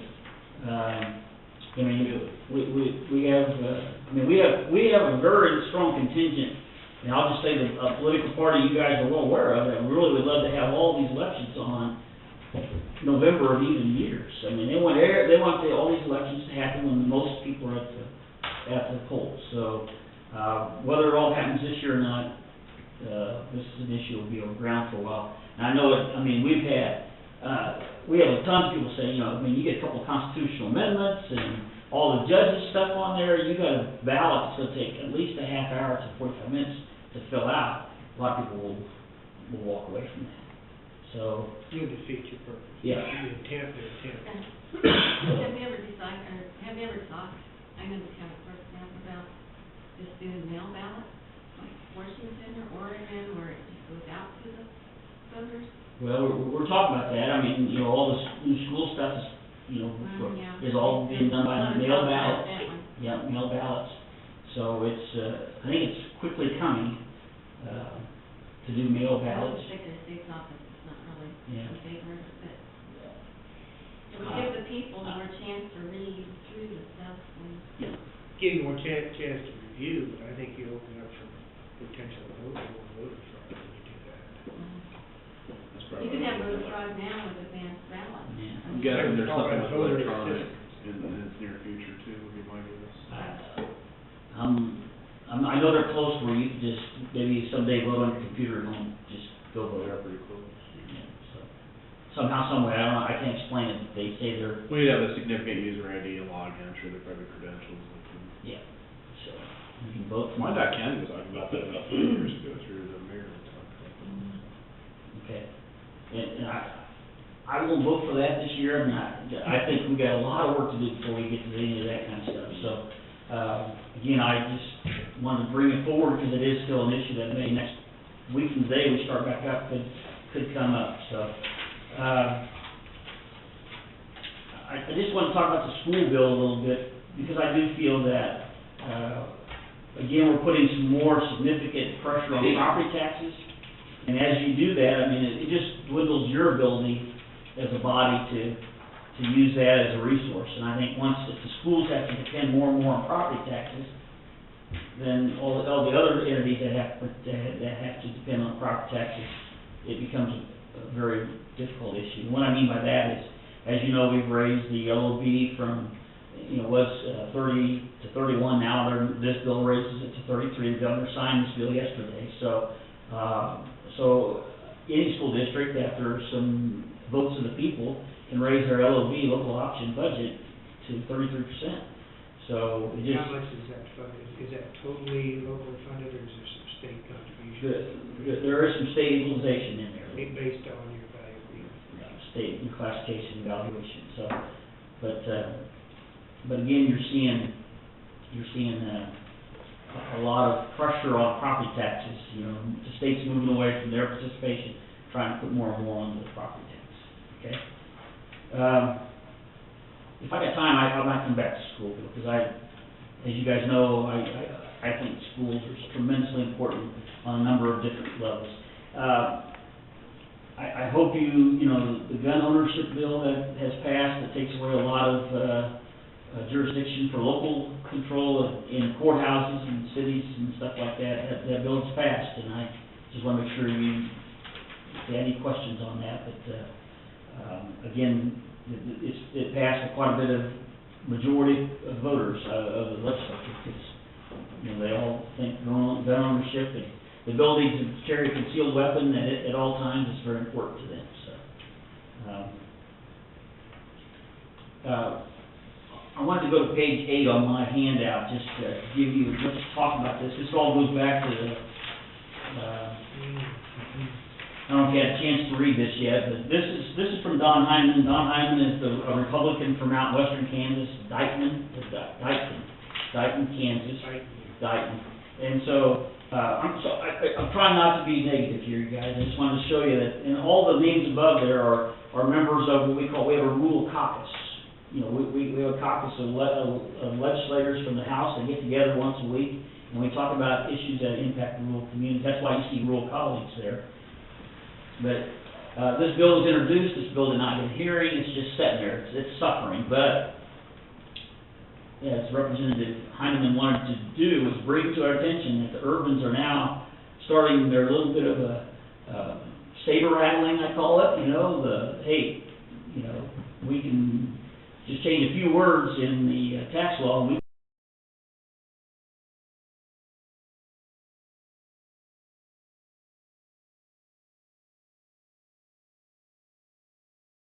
we gather a lot of money for the 20 mills that we gather out in the rural areas to return back to schools. So I just wanted to show you that there's not much happening there, but it could have dire consequences in ag land. So, and then page 9, I just wanted to, my last page on the back, I just wanted to get this because it just happened to be thinking about it. We talked about the rural urban. This is the governing magazine that goes all over the country, and this divided, the split between urban and rural America is as big as ever. And they had quite an article was all done about Nevada and all the other, very little in there about Kansas, but I just wanted to show you that. In Kansas, we may have the fight, everybody thinks we have fights between Republicans and Democrats. I think we're going to see a lot more fights now between rural urbans. I think you're going to see a lot of fights between East and West in how we operate as a state and those type of things. So, my next issue I wanted to talk about, you guys all remember the old, today we're fighting over oil, someday we'll be fighting over water. Well, the water issues are coming upon us, and that's a big, big issue. So, as you know, the governor's asked us to put together a 50-year water plan. I've attended, because it's part of my district, but I don't know if you guys probably have all seen or heard about the big the big aqueduct they wanted to build from Doniphan County by White Cloud and move water from the Missouri River all the way out to western Kansas and try to refill their Ogallala. It's a mouthful, but yeah. Ogallala. Ogallala, the aquifer out there. So but the water issues are become very big, you know, as we all see. If it doesn't rain, we're all in trouble, and so those fights over water is gonna become a big issue, and already is. But, that program, that project probably absolutely will never happen. But I got a feeling something's always gonna be brewing in the way of how do we get water transferred from area to area. That's been an issue for mankind since mankind's been on Earth, so I think it's an issue that will become more and more prominent as we go on. So, I'm gonna talk a little bit about Medicaid expansion. I know you guys probably think it has nothing to do with you guys, and probably doesn't, but I just want to bring it up. As you know, the governor signed a bill now that it was his authority that he could have expanded Medicaid to 78,000 more Kansans that are, you know, below poverty, and those Kansans would then have medical insurance. It's somewhat of a part of the Obamacare, the Affordable Care Act. The governor just signed a bill now that says that he can't do that unless he has the authority from the legislature. Now, the problem is, the Kansas Hospital Association is just very, very upset with this. They really do need Medicaid expansion. Because, you know, you may say, okay, you know, poor person A has enough money that they can't be on Medicaid, but they don't have any insurance. Well, you know, what happens when they get sick, or they get injured or hurt? They go to the hospital, and they get their health care. Who's paying for that? We all do. I mean, either through increased rates or some, you know, other type of, so the hospitals are going, wait a minute, the only people who are getting hurt here is mainly hospitals. In somewhat ways, doctors get hurt a little bit, nursing homes, any type of area. And again, this is very much going to hit rural America hard. You know, your big hospitals, urban areas have other ways of generating revenue, but as you know, your rural hospitals, rural nursing homes are operating on a very thin margin, and if you have a lot of non-paying or low-paying customers, a lot of them not going to make it. So Medicaid expansion has become a big issue in rural areas. And a lot of Chamber of Commerce are coming together and saying, you know, this expansion is, you know, the problem is we've paid the taxes. I'm not trying to sell you on, you guys know it, but I'm just trying to say, you know, we pay the taxes. This money will now go, it's about $100 million a year that won't come to help with the hospitals and the other things. It goes to other states. So it's an issue that I think you'll start hearing more and more about. The governor has a bill on his desk. I don't think he signed it yet for health compacts. And while today it doesn't seem to be a very big issue, it could, I think, potentially be something of a great interest to a lot of people. Health compacts is something that's been put together where a state can join other states, and if the U.S. House of Representatives and the U.S. Senate formally adopts these compacts, it goes right past the president. The president has no authority over this health compact issue. Then the state of Kansas then becomes the caretakers of all Medicaid dollars, all Medicare, all the Medicare, Social Security dollars, and all types of money from the federal government comes down as a block grant, and then the governor and the legislature then passes out the money as they see fit through what regulations they have. So the legislature and the governor will have full authority over all the health care dollars from the federal government on down. So a lot of people think we would be better stewards of the money, but also it sets you up for siphoning money off to other places. Something like what KenCare is doing, it's exactly what KenCare is, but on the federal level. But the feds still budget that, right? They would That amount, I mean, they would designate this block grant or whatever gets X number of dollars, so it's still controlled at the federal level. And I can't answer that. I don't know if that all of a sudden they go, okay, you get $3.3 billion, and then it stays there forever. I don't know how that, you know, that was one of the concerns that we didn't get answered was, how, you know, where are the automatic increases here? How do we get those increases and stuff like that? I mean, theoretically, the more localized you can keep some of those decisions, I think the better you, for the most part, you are.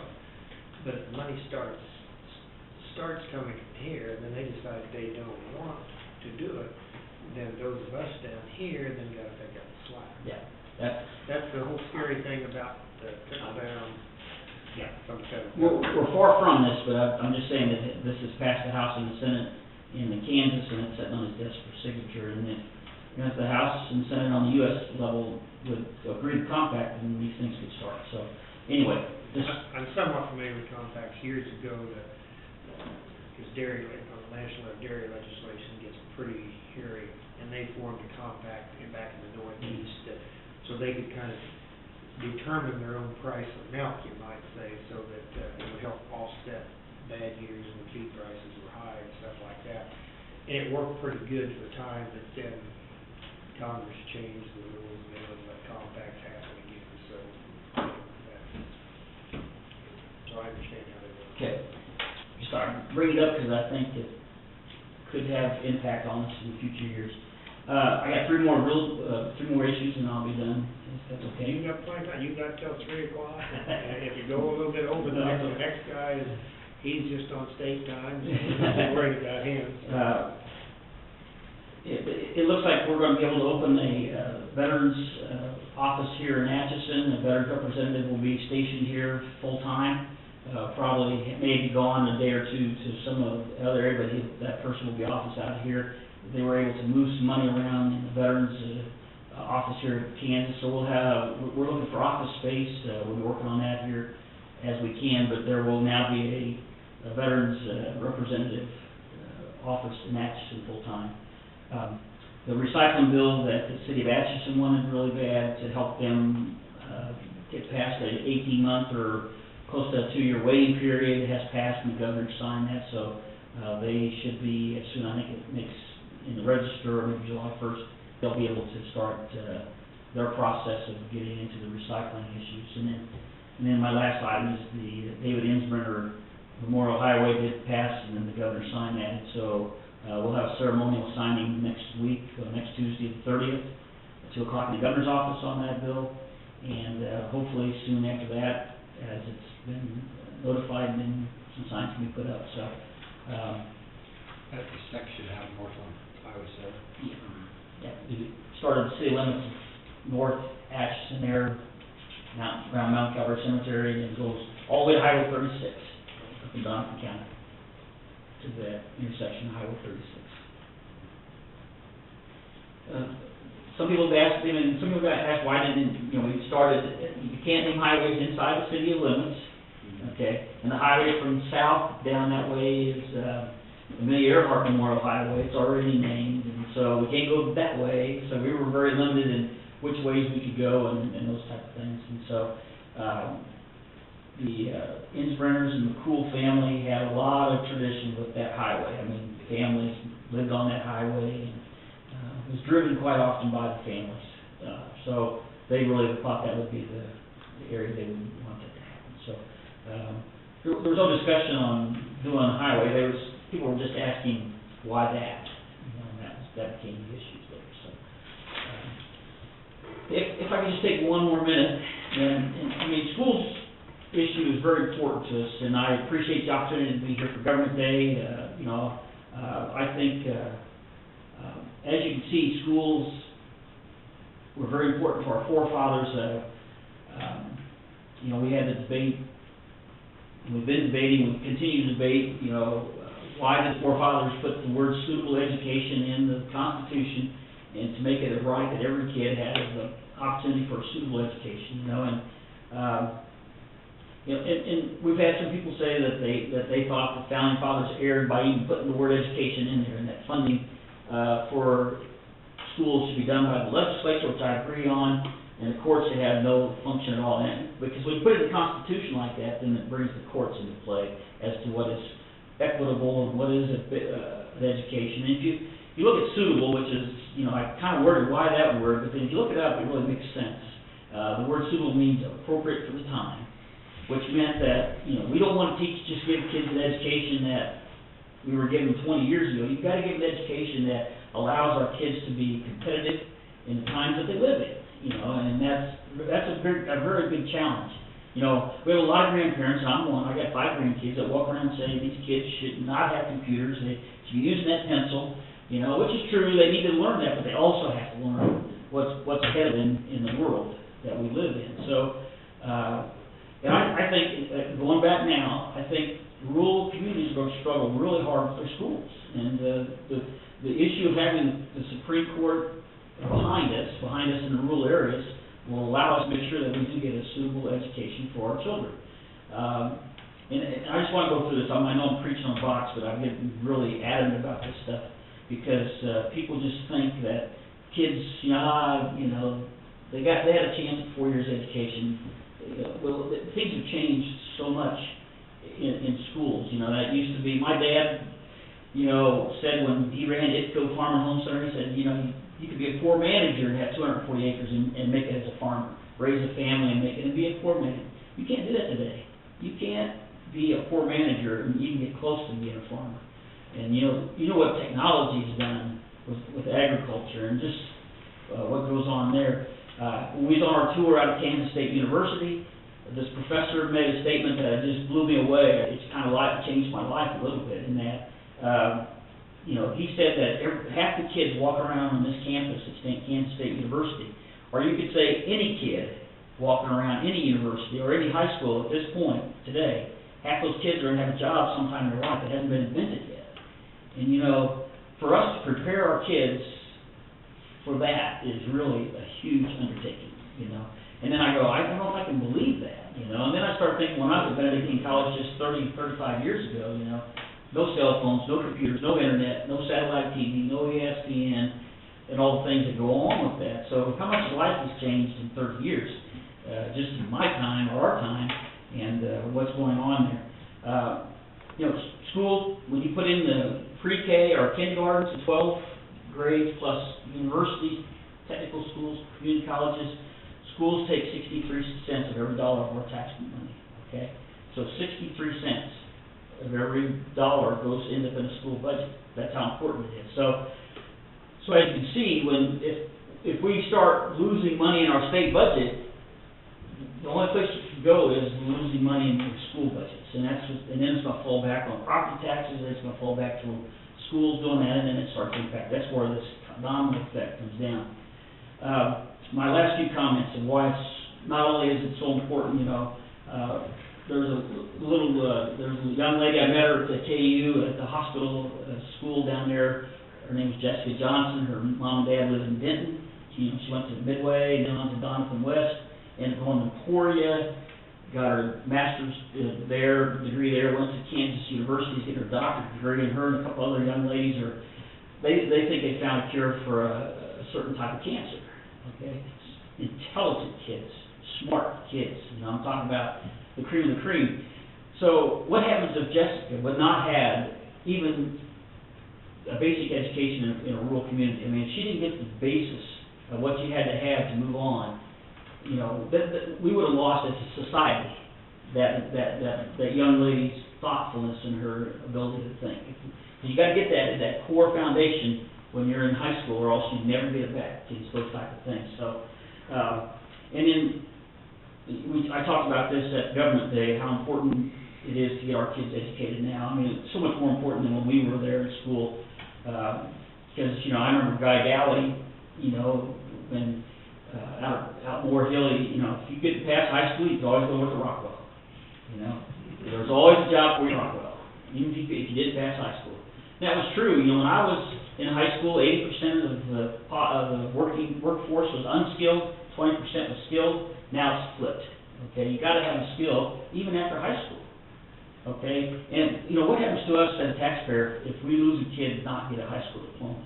80% of the population of our prisons is full of people that didn't get a high school diploma. 78% of our welfare people don't have a high school diploma. And just think of what a teenage girl that gets pregnant and quits school in high school, how much that costs us as taxpayers to get her and their young baby up through life.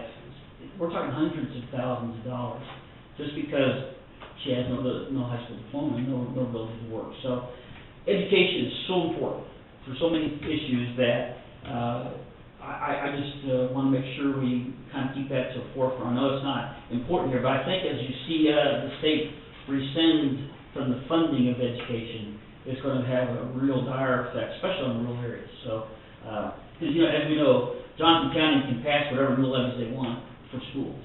They can do whatever they want there. So You get into rural areas, and you know, I guess everybody in this room, most of us has held a baby or held a grandson or granddaughter and say, I want to do what's best for my kid. And if they're sitting there thinking, this school is not going to be the best for my kid, they're going to move.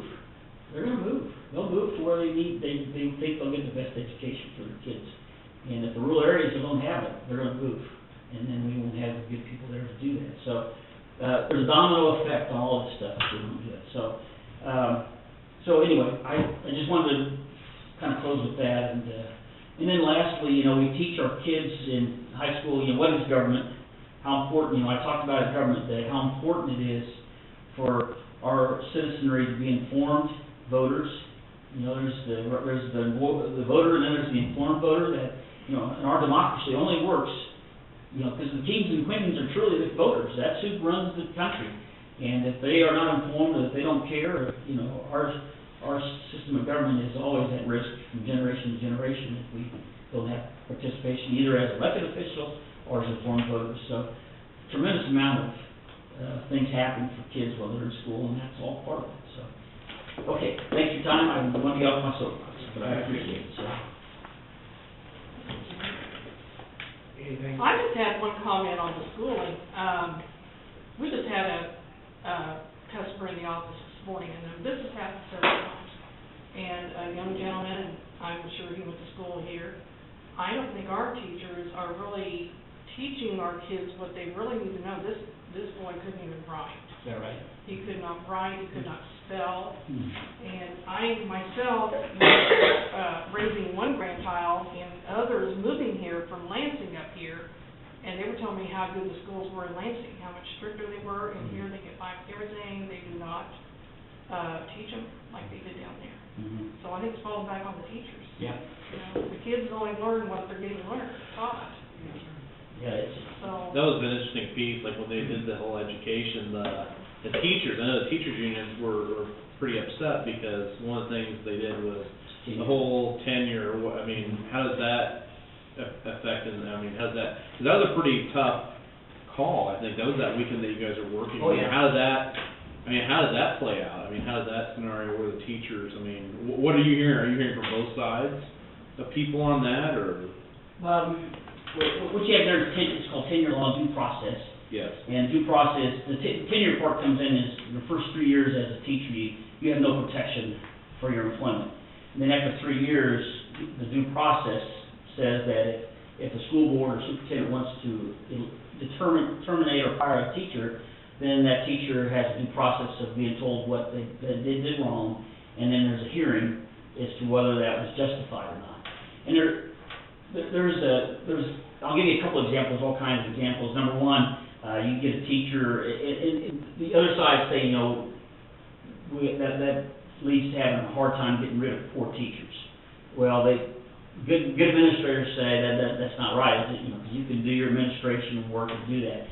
But what it helps a lot is, number one, if you're sitting on a school board and your son gets a bad grade, and that parent comes up, or that school board member says, got an axe to grind, says, you need to fire that person. There's no protection. That superintendent's going, whoa, that's the boss. I got to fire that. They say that the elimination of tenure due process will have a lot of teachers not coaching anymore, or do too much with extracurricular, because, a lot of teachers get in trouble because of coaches, because they make some either bad or good decisions about who can play and not play. And it's been very well determined. A lot of teachers have lost jobs if they don't have some type of protection because of how they handle coaching and those type of issues. So it's a good, bad, it's a system that's been here for 60 years. It was put in for a reason to protect not only teachers, but also to protect the superintendent and protect the school board, in that you have elected officials that are being told that they need to get rid of somebody because they don't like them. And there should be a system there to get rid of them, and that's what this system is, a due process system. Whether it's good or bad, there's arguments all over the place. A school board can keep this system in if they want to, or different things. So, but they're not required. They can still. There are ways that they can. Yeah. They can tell a teacher, we but like you. But it becomes very difficult. We've all done this job. You get somebody that has a lot of influence, and they get really upset, it can make things happen no matter what, you know, what's going on, so. And No matter if there's a local rule or, that's why they said, why state mandate? Well, that's because that kind of gave that protection for what was going on in that, because those teachers sometimes make decisions they have to make on students, either a way of grades or behavior, that could get them in trouble in their employment. It also gets down to, which is part of budgeting, I guess, is, you know, you got teachers been there 15 years, they're making 10, 15, sometimes $20,000 more than a young person coming out of school. They just let them go, they make $20,000, just replace them, even though they're a good teacher. You know, so there's some protection there for that. So lots of reasons to talk about it, but we get back to what we just talked about, Henry. I mean, the one thing they're really most upset about is this due process was done without no hearings, you know, no school board administrator, no teachers, no parents got to come to Topeka and talk about this. No ability to make any amendments to make it either workable or not. We've been working on it. I mean, definitely, we're very close to going to 5 years that teachers had to be going 5 years before because after 5 years, you ought to know whether you got a good teacher or not, you know, those type of things. And we were very close on that, of expanding it from 3 to 5 years. So. But we didn't do that. You know, that's the other thing, Jeff, that all the things that have been done without any type of going through the process situation. So. And a couple of these things are happening with elections and mortgage fee rates and everything. What about, you heard more talk about House Bill 2643, that went through the Senate, have you heard any more talk? Does that come back to the House now since the? You guys know what that is? That's the fixtures, I'm sorry, the fixtures legislation. Yeah, so that was where the Senate voted here, right towards the end, they voted to stick in the Astro Cement exemption amendment, and they also threw back in the health clubs. Yeah. That's in that large health club, Genesis health clubs. I mean, that comes back to the House, I believe, is that correct? I think so. Since they added like 2 different amendments. Right. You heard more talk from? I have not heard any, so, this is what happens there, so. We're, We gotta fix that problem, you know, we can't just let that go again. So. You think that the mortgage, Well, mortgage registration can't hold a torch to that? That would have a devastating impact. I mean, we talk about tax impact. But we need the base bill, the one that was agreed to by everybody. Correct. That's the one we gotta have. Correct. And we need to take out the Astro and that all the other stuff that come out that was tacked on by the Senate. And, we just need the base bill, that's what we need, so. I hope that's what we get. I'm just curious where, it's obviously come back to the House. See, Carlson's sitting on a lot of bills over there in the tax committee, that's where, Okay. that's Richard Carlson, Representative Carlson. yeah, because the fixture that does. Mike, I call him, he's really close to Yeah, he's. St. Mary's and Yeah.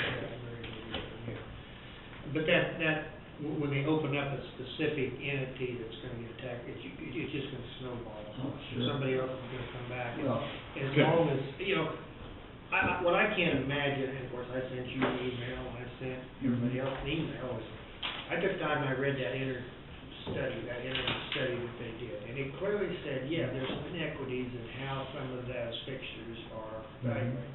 But they suggested that property valuation department solve this thing, you know, get even a unified system. Well, hey, let's do it. Well, now all of a sudden, some of these legislators, I'm not saying you, but some of these others think they got a better solution. And, I just about died when Representative Garber said, I just saved a bunch of jobs in southeast Kansas. I know. I said, yeah, you may have saved some jobs there, but you may have created yeah. well, people don't understand what you say, but it's just like sales tax exemption, we start with A, and now we're down to quadruple Z. You know, in sales tax, that's what will happen, if you can exempt, fixtures in an escrow cement plant, and all of a sudden, they're gonna be, all things like it are gonna start coming to the legislature wanting to save the jobs in their community. Utility. All over the place. And then we'll be back to double V's and triple V's, and in the statute books, listing them out, that's what you're talking about, it's not everybody, then it's a free-for-all. So we're concerned about it. We're very concerned about that. I'm sorry, I know exactly what you're talking about, I forgot. Put that on my I'm sorry, that's, No, I know you saw a lot of different bills, but that's been a big one that everybody's worried about. How about the MVT, Sharon, is that process doing something? How is that DMV project going in Topeka? peak, to the state level. He's smiling. Oh, we're still Grimacing. having headaches. He's grimacing. It's been 2 years, Yeah. coming up, it was 2012 in May, so yeah, we're coming up on our second year, and we still got problems. Yeah, I know that, I'm not sure I can, I know they got rid of the lady, they didn't like that lady, so they got rid of There's been a her. lot of changes. So what, I mean, I'm hearing things are progressively getting a little better under the new leadership. They are a little bit better. Yeah, it's They're just, sort of finding fixes to the problems, but we get different workarounds for it every week. I mean, almost every week we're getting new memos of how to do this, how to do that. they, It's still not running smoothly. mhm. I just had a problem this morning. In fact, I was on the phone when Shelley came in, and we come up here and looked at that problem I had this morning. So my customer now can't get their tag, they're gonna come back tomorrow. Mhm. So I'm having to wait it all out because of the problem. We're here, it's getting better, but I don't know, I can't say, I mean, I don't know, you guys, I got a couple of complaints about the commercials thing issue, and, you know, that was, Yeah, I'm sure of that. commercial That's- tags, you know, because the preceding director allowed counties, which was probably rightfully so, to opt out of doing them. Well, some people, you know, you do commercial, you have to go to Leavenworth or some other county and do it, and a lot of times they get there and they forgot something or didn't know they had to bring something, so then they had to drive all the way back home, so. Right. the- And they're having problems down there also, Oh, it's taking up to 2 hours. Well, to then, process. absolutely, or at least one more trip down. Right. And the one I was working with was given bad advice, and so after I explained to the people at Topeka what they told this person, you know, that's not true. And then, so they have to go back to retrain Leavenworth on commercial stuff, because they were doing it wrong, so it's, anyway, I know what you're saying, it's Well, this was Sheila's call on this, because we have so much on our plates down there with the DMV Oh, coming up, I- you right, know. new CIC coming in, and just new girls, you know, coming into the office, we just have more than we can handle, Oh. I mean, right now. Well, it's, again, it gets down to, I mean, they sell these packages on something that's on the board, but when you take it out off the board and put it in the field and start working, all these little changes and subtleties, it makes a big difference. Right. And that's what It never they're, goes smoothly as you think it's going to. no. So, I don't know, it seems to me, I shouldn't say no meeting, but it seems like they get it going right away, then they make some other changes. They do. And we change laws, and we change laws, I mean, we do it every year, and then they have to go in and recalculate things. When you recalculate it, everything else gets all jumbled up, so unintended consequences of going in and it's like you say, every year they're gonna have to go in and rechange the mortgage rate thing. Well, that'll screw up things, then just why don't you get it just right, and we come in for another year and you have to redial them again, and just screw everything up.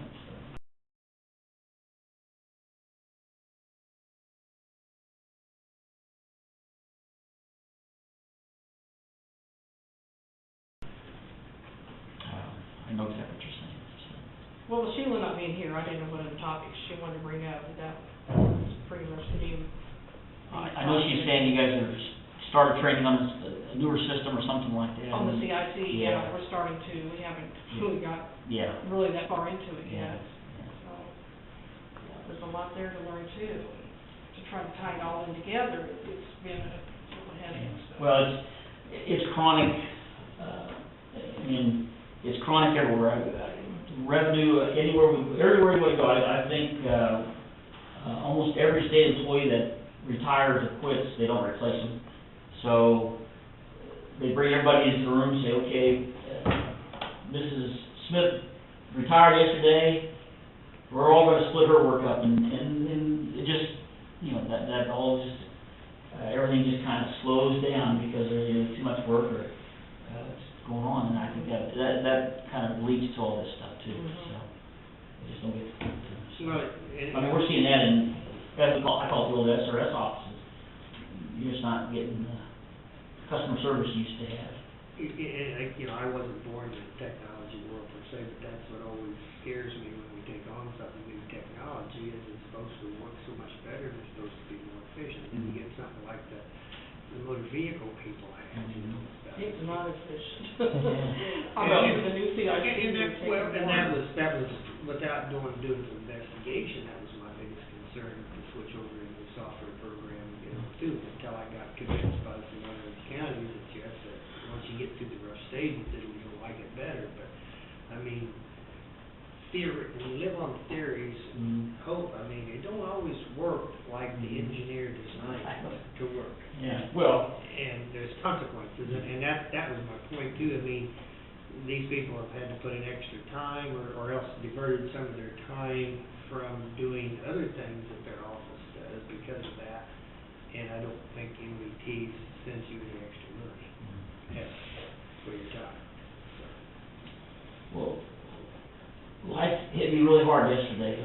My 8-year-old grandson wanted me to play against him in a little baseball game and he reached over and tapped me and said, "I'll take it easy on you, Grandpa." So, he's way ahead of me in technology. And see, when you put somebody like me and try to work on this technology, I screw it up more than I help it. And I think that happens, not your shop, but down there, is that they tell people, they train people to do something, and they don't have that depth of knowledge. You know, those guys come in and they just whip through it, and then they get in their car and leave, and the people left have trouble with exactly how that happens. I know tech people, when I get on the phone, Oh. I have a problem with my computer. I don't know their terms, and they'll say, "Well, check your browser." I said, "What's the browser?" I'm serious. Yeah, I mean, some of the terminology, I mean, it's simple as that. but, Yeah. Okay, could you explain to me? I mean, but it's just normal. My son-in-law's the same way. He's a computer programmer for Overland Park Regional Hospital down there. And he gets so impatient with me because I don't understand. I'm glad to hear that, because my son's the same way. I'll ask him a question pretty soon. That's how you do it, Dad. I said, wait a minute, what did you do there? Is there anything, I just want to share a couple of my own thoughts. Okay. First of all, I think I told you that if, you know, to alleviate or to minimize property taxes, I'm a firm believer in any kind of user fees that we can, whether they're, you know, something that we can use, and that way people are using it, is actually paying it, we don't have to pay for property tax. And the other thing is I don't like the county general use sales tax fee. I don't think it's fair that a county who has to provide a whole lot more services has to get that split up the county sales tax, where a municipality gets that. And here again, we're gonna get back into urban-rural fight. The city can pass a sales tax, and they get to keep it all, but if the county passes the general use sales tax, they have to share it. And the formula is highly skewed towards any municipality. So I just share that with you, because I know up till 1988, the county used the wholesale, was able to, and then in 1988, it changed to where if you pass the general use, that the cities got, based on population, based on taxation, there was a formula that we shared. Well, the bad thing about that is, those of us that live in the township are not included in the formula per se. We don't get any really kickback. Whatever the county decides to use it for, that's what we get to do. Anyway. Let's talk about that at some point. I got some ideas about that, so, I mean, we got off track because. You got your plate full now. I know, but my pet peeve or anything, I think all, and I'll say this, I mean, you're seeing now that most of the sales taxes are, when they put them on, they're specific, and when that specific thing's done, they come off. And then, really, if you're gonna do it, you should have to revote it at least every 10 years. Yeah, I have no problem. I agree, I have no problem but we with have that. all those open-ended things, and what they were voted, I mean, that's what the voters say, I voted to do this, and now I'm not using any of the money to do that anymore, so they're really bad about that part. And I have no problem, Yeah. I have really no problem with that, because that puts accountability and makes sure county Well, so that you're. Yeah, I think getting revoted every 10 years, the people in all our chairs would say, we need to keep the things where we need to, so the voters will agree with that, so. But then you get a senator too, that we went through this with a dairy feed, I mean, we readjusted and the producers put more money in the general fund down there, and this guy voted against it. Yeah. Because he wanted to just do away with it, well then, it would have been totally funded, you know, it's a public safety issue, and it had been totally funded by the producers, or else the program would have been almost eliminated. Right. But anyway, that's neither here nor there today. I understand. Very That's good. the only downfall, you get some of the people that, sunset means it's supposed to go off, so they vote against it. I know it. it's a difficult one. Anybody else got any questions? Okay. Thanks for Thank coming you, out. Gary. Thank you for your time, guys, appreciate it. Thank you. All right. Let's do this every year. Okay. Right. No, I'm Yeah, sorry. we should probably have you come up, especially before your legislative session kicks Well, off. I file tomorrow, so hopefully if I get reelected, I will be glad to come, so. So we'll be back. But I'd like to do that, yeah, let's do that, so. And most of you come spend a day with me. So, I'll get you inside. Maybe that. Yeah. Is that map done yet? Say again? The map where they're putting the stones in? Yes. and Oh, yeah. stuff? Oh, yeah. Mhm. I think the state capitol building's done. They had it like on opening day or Yeah. Beautiful. January 21st. I'll Yeah. go walk over there sometime when we speak at her. Yeah. Yeah, the building's beautiful, it's just spectacular. What was the final price tag? About $350, well, maybe $348, I think, $348 million. That's the final price tag. We know what over budget estimates are. Awful low for religion, so. But anyway, now, the good thing about that map though, Pat, is now it's in the Capitol and the floor, there will never be a consolidation, never, because you can't eliminate a county. You can't eliminate it from the Capitol and the floor. So it always will be an Atchison County, well, I guess, as long as the Capitol's up, so. Well, I hope so. Yeah, so, very good, thanks for your time, guys. Thank you, Gary, for your time. Thanks for Thank coming you. up, sir. Thank you. Hey, Leo, how you doing, man? Good, good to see you. What do you guys, no belts in the road? We're gonna close roads. Okay, love it. Don't yell, call it. Okay. Yeah, that's the way it goes. I would be available till 3. No. Side door, right here. Yeah, you can go up. You're not about it.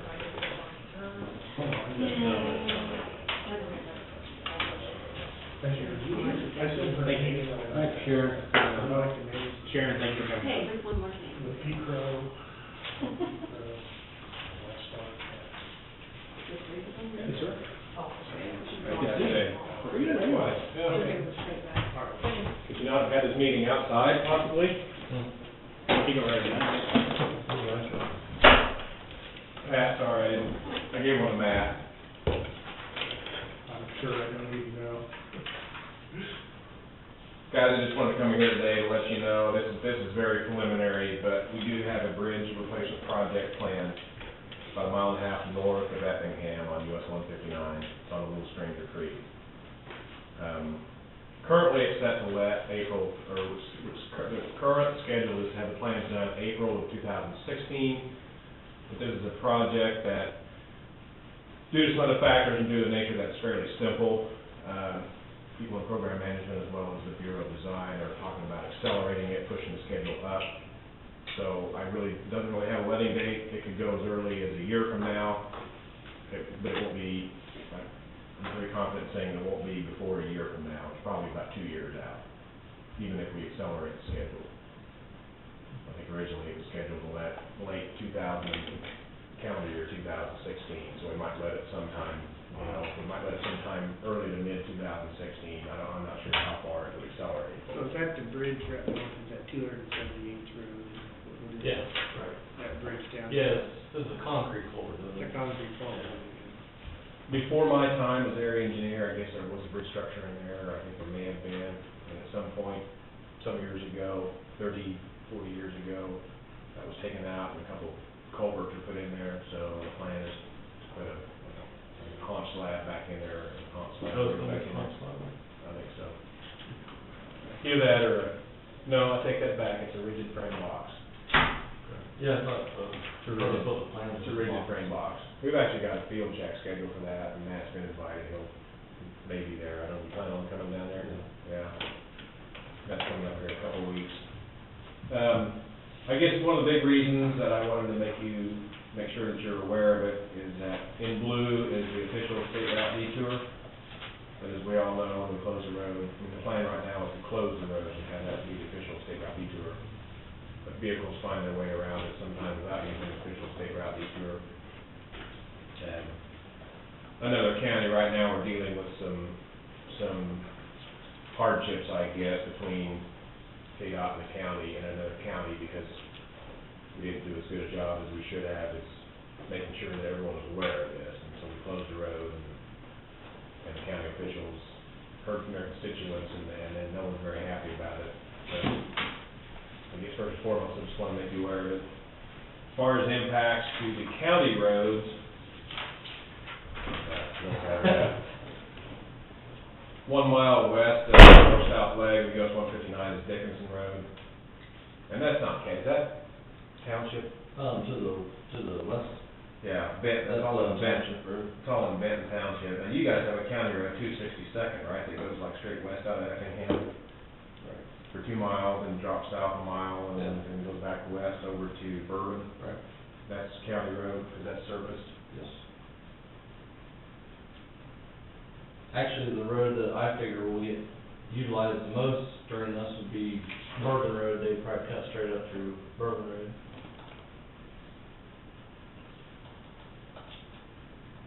Those coming up 159 from the south from Nortonville, for example, if they're heading to Horton,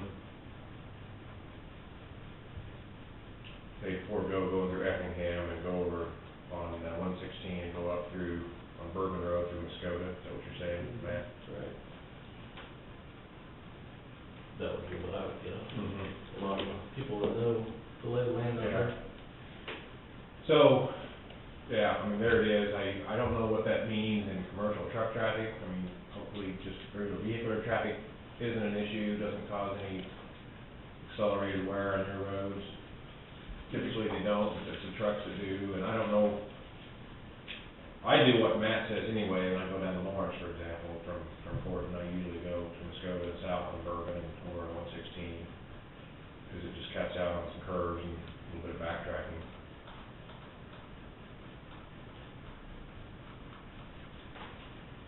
I think if you have vehicles, commercial trucks that are coming from Netawaka and Whiting and going eastbound on 9, and they come to that closure there at the curve north of Effingham, I would say that, in my mind, that's probably the biggest opportunity to pick up some commercial traffic on county roads. If they hit that curve there and go north on Edwards. Yeah. Yeah. Yeah, and then they go east on 280. Yeah, That's back like- east in Lancaster. That's for Highway 73. Right. Yeah, they have to go that way now. Otherwise, they would go through Effingham, presumably, and to Monrovia, and then 9 over to Atchison. And I don't know, again, I don't know the traffic flows, the patterns, the origin estimation data for commercial traffic. I would think a lot. Some of that probably already does, I mean, vehicular traffic, I'm guessing already, some of them do that. I would think some of the bigger commercial traffic that aren't familiar with the area would probably just follow the detour route, but some of the more local people that do know the detour, they might try to skip around. Yeah. Would you put, so you have detour signs up there in Horton, as would you, or? Yes. Will there be like a number posted for alternative route, I mean, or somebody, call, or something, or that you just put, you don't put anything like a, say somebody got out of Muskota and they've seen, there's a sign, there'd be a sign in Muskota, and if somebody gets that far, I mean, is there gonna be a sign there that says bridge or road closed 8 miles ahead, or 5, whatever, or what? We could possibly put that there. I guess my best response is that, according to our typical traffic control plans that we would put on here, they may not be at Muskota because it's not a route junction, but north of Muskota at the 9, US 129 junction, Yeah, okay. there would definitely be the detour sign Detour there. sign there, okay. Yeah, because we catch the traffic going east there and not, well, it's not that you can't allow to, but we would direct them to go, take a left and go north up through Horton.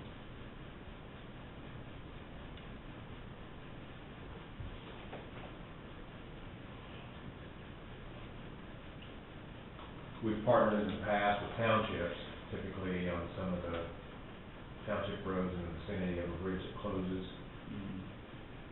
and I have not had a conversation yet with Clinton Township. I will, but, wanna make you guys aware of it first, just to get your input, and I don't know.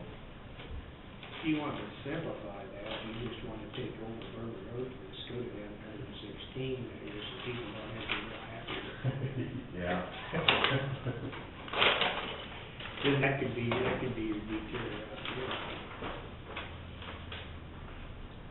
You got there, you got a fancy map? This is the bridge map.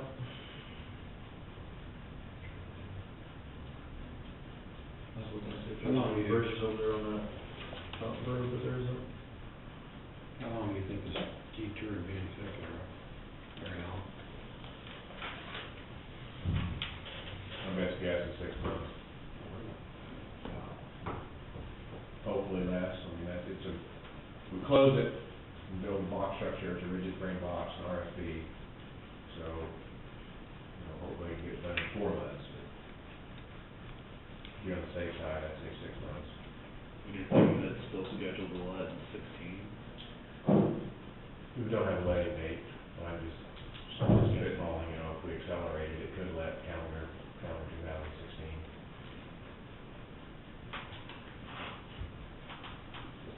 It might let fiscal 2016, which would be late next calendar year, our fiscal year ends at the end of June, so July 1 would be in the calendar year.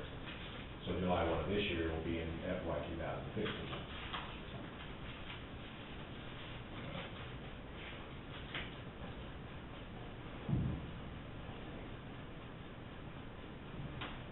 Sorry, I don't have any more of the details,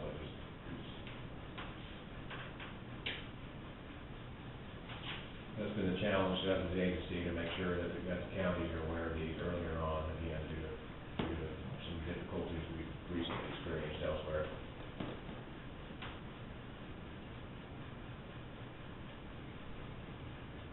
And what we typically do is take a video camera and we take a video condition of some of the roads in the vicinity beforehand. That way we compare to what after the project is underway or when it's done. Okay.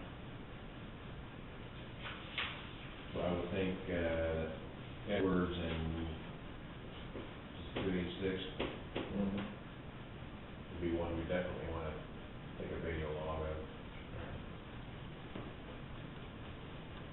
Are we gonna be done with 286 in time that, all this, or is that? Well, with what we're doing now, yes, We don't have 2 miles, so that would be a problem if people want to. and we should even be done with we should be done all the way to 116 by the time they do this box. So within 2 miles this year, and we're gonna. Oh, this is next year, I thought this was coming in the future. Oh, And I'm talking about 2016, Oh, okay, yeah, we'll definitely be doing that. possibly, in that area somewhere. Yeah. So, yeah, we should be done with all that. Fiscal year 16 is July 2015, isn't it? Yes, July 1st. So it could be anywhere from July 1st, 2015 to like June 30th, 2016. Yeah, we could let it next year, Mm-hmm. have it under construction mid to late next You're year. gonna have to, do that second half and do it. Well, by the time we get a little closer, we should have a better idea. In a year from now, we should have a lot better idea. Yeah, but when you're scheduling 286, because we've actually got that scheduled too, someone's gonna come around and do the assessment, right, the safety Right, assessment. yeah. There's gonna be a group meeting, do the safety assessment Yeah. on 286. Is it that piece of Edwards as well, is that included? Yes, 1 mile of Edwards. Yeah, if we have to schedule. So we're gonna have them come up South Effingham, No, the safety assessments from Lancaster on 286, go west to the and then, corner and then just a mile to the one that's in there. Which is the same 2 segments of your county road that I think will be most likely to be affected by this bridge closure when it happens. For people going west or east on 159. Yeah. Rather than go the 2 miles south, they're gonna save themselves 4 miles by jumping up on that county road. Yeah, I'll definitely keep Leroy and, like I said, we'll make sure they both aren't tore up at the same time. yeah, that'd be the only thing that we're gonna watch out, I would say. Now, if trucks coming up from Nortonville, going on 159 heading to Thornton, it's really about, when you look at the detour there, I mean, it's 5 miles from Monroeville over to the junction at 73 south of Lancaster. And some of that is north-south, so the actual adverse travel east-west is about 2.5 each way, 5 total, so. It's a speed control, the curve is a speed controls. You know, I really hope that the truck traffic doesn't find it to be that big of a problem to take the official state detour.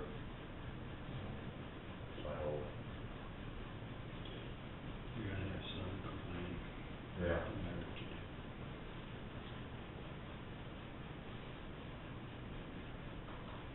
Well, that's it in a nutshell, that project, again, so I don't have any more of the details on the schedule, but that is the plan, replace that bridge north of Effingham. And that's the detour that we planned.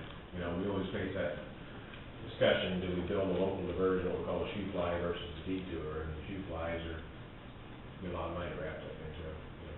Are they replacing it because, the culverts are deteriorating or just not enough flow through there? Or? I think waterway adequacy, it was on a bridge set aside, these structures, it was bridge, that some bridge management list to do on bridge set aside.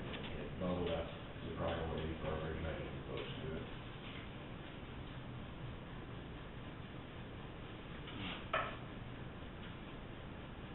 Does the water ever go over the bridge?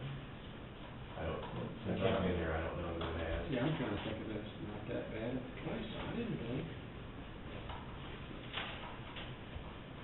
You know, the river water go over the bridge. It wasn't a big priority for me, because I got the opportunity to comment on that versus some other potential projects, and for what it's worth, my response was that I thought maybe there were bigger priorities in other areas or other districts in the state, so I'm not trying to throw anyone else under the bus, but it was a priority for someone. It must have to do with waterway adequacy, is my guess.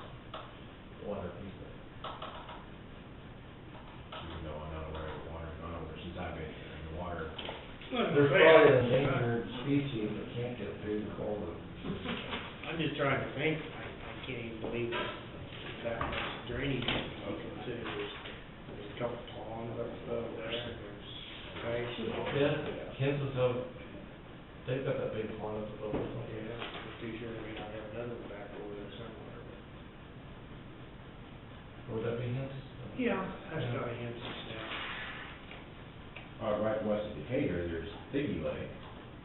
Yeah, Figgy Lake, that's 2 miles like that. 2 miles west of 159.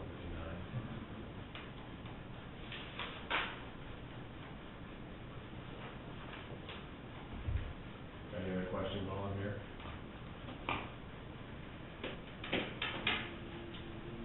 Still don't know what budget is yet for FY15, do you?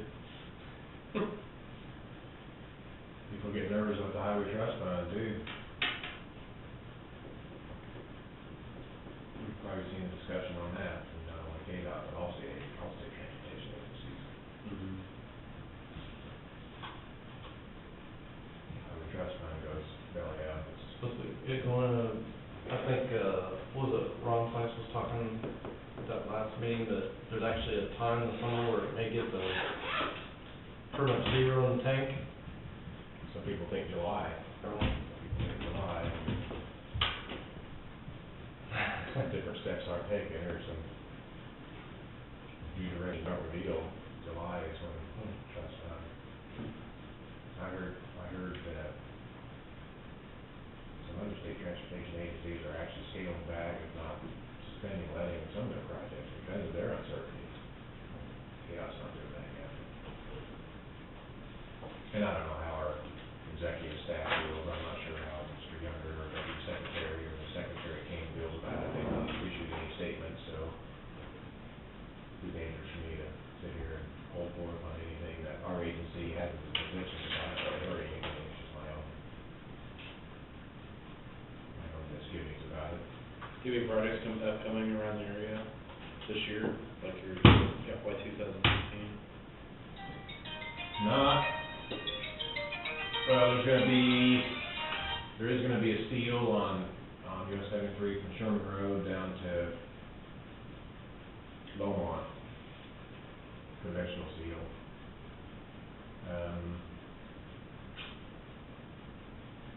And then it's actually out of the Bonner Springs area, the pavement's going to be replaced, pavement replacement project from basically Beaumont Road into Leavenworth, down to 17th Street or something, right there by the Metropolitan Steakhouse.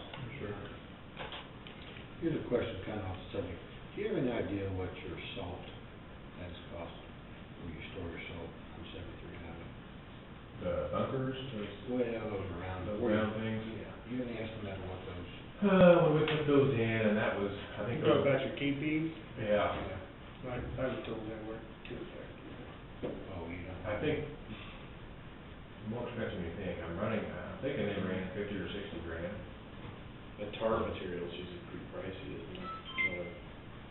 You know, the metal, the framework, the Yeah. hose, and the tarp, it would have to be the bulk of it, the block shouldn't cost that much. Just 40 or 50 for the framework and the tarp. If they're 60, I think, someone said they were around 60, those were put in right before I became the area engineer. Or you think of maybe something different down the road? What do you think? No, that's, if we ever built one, that's what I figured we'd build. Make a note. Back, it's been 3 or 4 years ago when I figured up an estimate on road and bridge building it ourselves. I think it was about 35,000 for all just materials. Well, you are talking about like ETV lines, like we got shingle, like wood structural. You're talking about just tarp and Just blocks. like there at, Oh, yeah. North Little. I've seen some of Well, those you got laid one out, on you know what I'm Longmont, talking and you about. got one north. They're talking about like the actual ground. There's two of them down there pretty close together. Down here, facility at Woodlawn, it's kind of a geodesic type structure. So So It's they kind of don't away wait from for CP, Yeah, they were, we're not CP doing were that. good, right? That's what I They're a heard. pain in the ass to shingle. Yeah. He said the tarp thing, but the tarp's pretty hard to maintain too. The blocks will last for a long time. Yeah, what, they good for 8, 10 years, something like that probably. One hate to talk to the supplier, probably. New practice, yeah. We've had some trouble. The one in Hiawatha, I mean, it kind of the way it's situated, and there's no wind protection at all. It's over to the south, and we had a real strong south wind come through, and the weaving and the grinding gave way on the end piece. Just too Probably much, just depends too much keep it pressure. tight and. You gotta maintain, you gotta.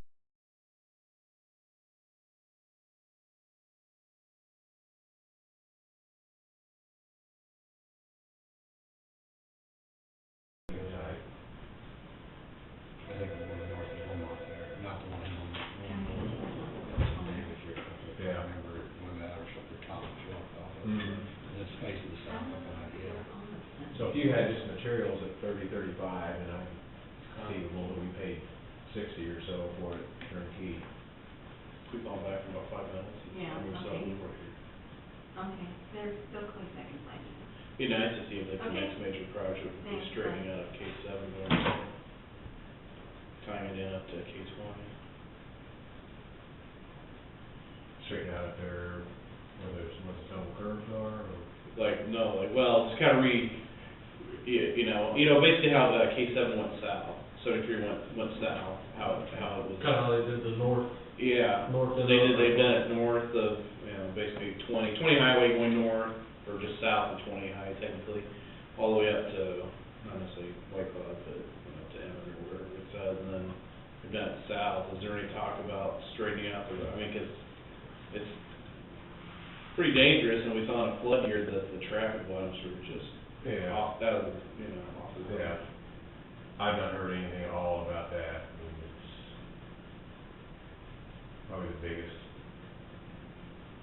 disadvantage for that is, and I call it disadvantage, the most significant factor is that the traffic just isn't, daily traffic just is not gonna justify it.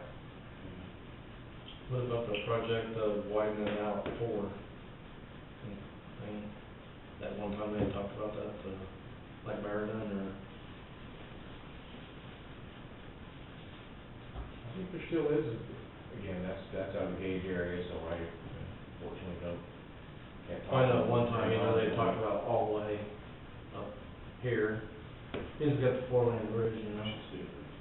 I think there is actually project scope from Meriden back to the, what is that bridge called on the east side there, the Oakland Bridge. Yeah. Vectors, I think there's more running around already. But on your question on Seven Highway, I don't know if you had the opportunity to participate in the local council. You've said something about that. Yeah. When is that, or where? All I've heard is that they anticipate, they being the agency, anticipate another round of local council at some point here in hopefully the foreseeable future. Do you get like updates, like when they're gonna have those? I'll let you guys know. Yeah, please do. There'll be, I'm confident there'll be a pretty big effort made to get that information out publicly as wide as we can get it, if and when we decide to have the next round of local council. Because it's during those meetings that we invite all the local units of government and the highway associations and anyone who, stakeholders in the transportation system, to come in and give us feedback, and that's when you would pitch new projects, you know, capacity projects or these sorts of things.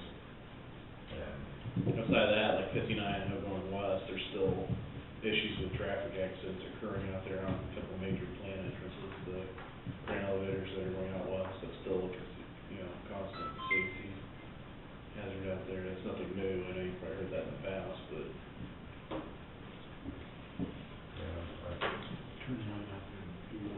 Oh, yeah, turn-off lanes, you'd be surprised with just, I don't think it'd have to be like necessarily a full 4 lanes all the way out. I mean, that would be ideal, but, you know, turn-off lanes would be ideal.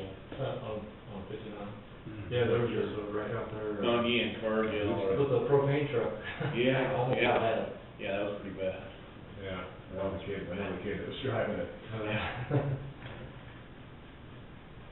No, that's just usually the things that I usually hear about. Where did he go? He left that there. Is it the kid that worked for Consumer Oil? No, that is a different one. Oh, that's right. Yeah. He went up north somewhere, it's not the one that was driving the car. Yeah, this kid is long, was driving the truck, far down, was still working out there. I saw him the next day or two later, and he's perfectly fine. Yeah. There's been multiple accidents, especially out by there. Usually at this magnet.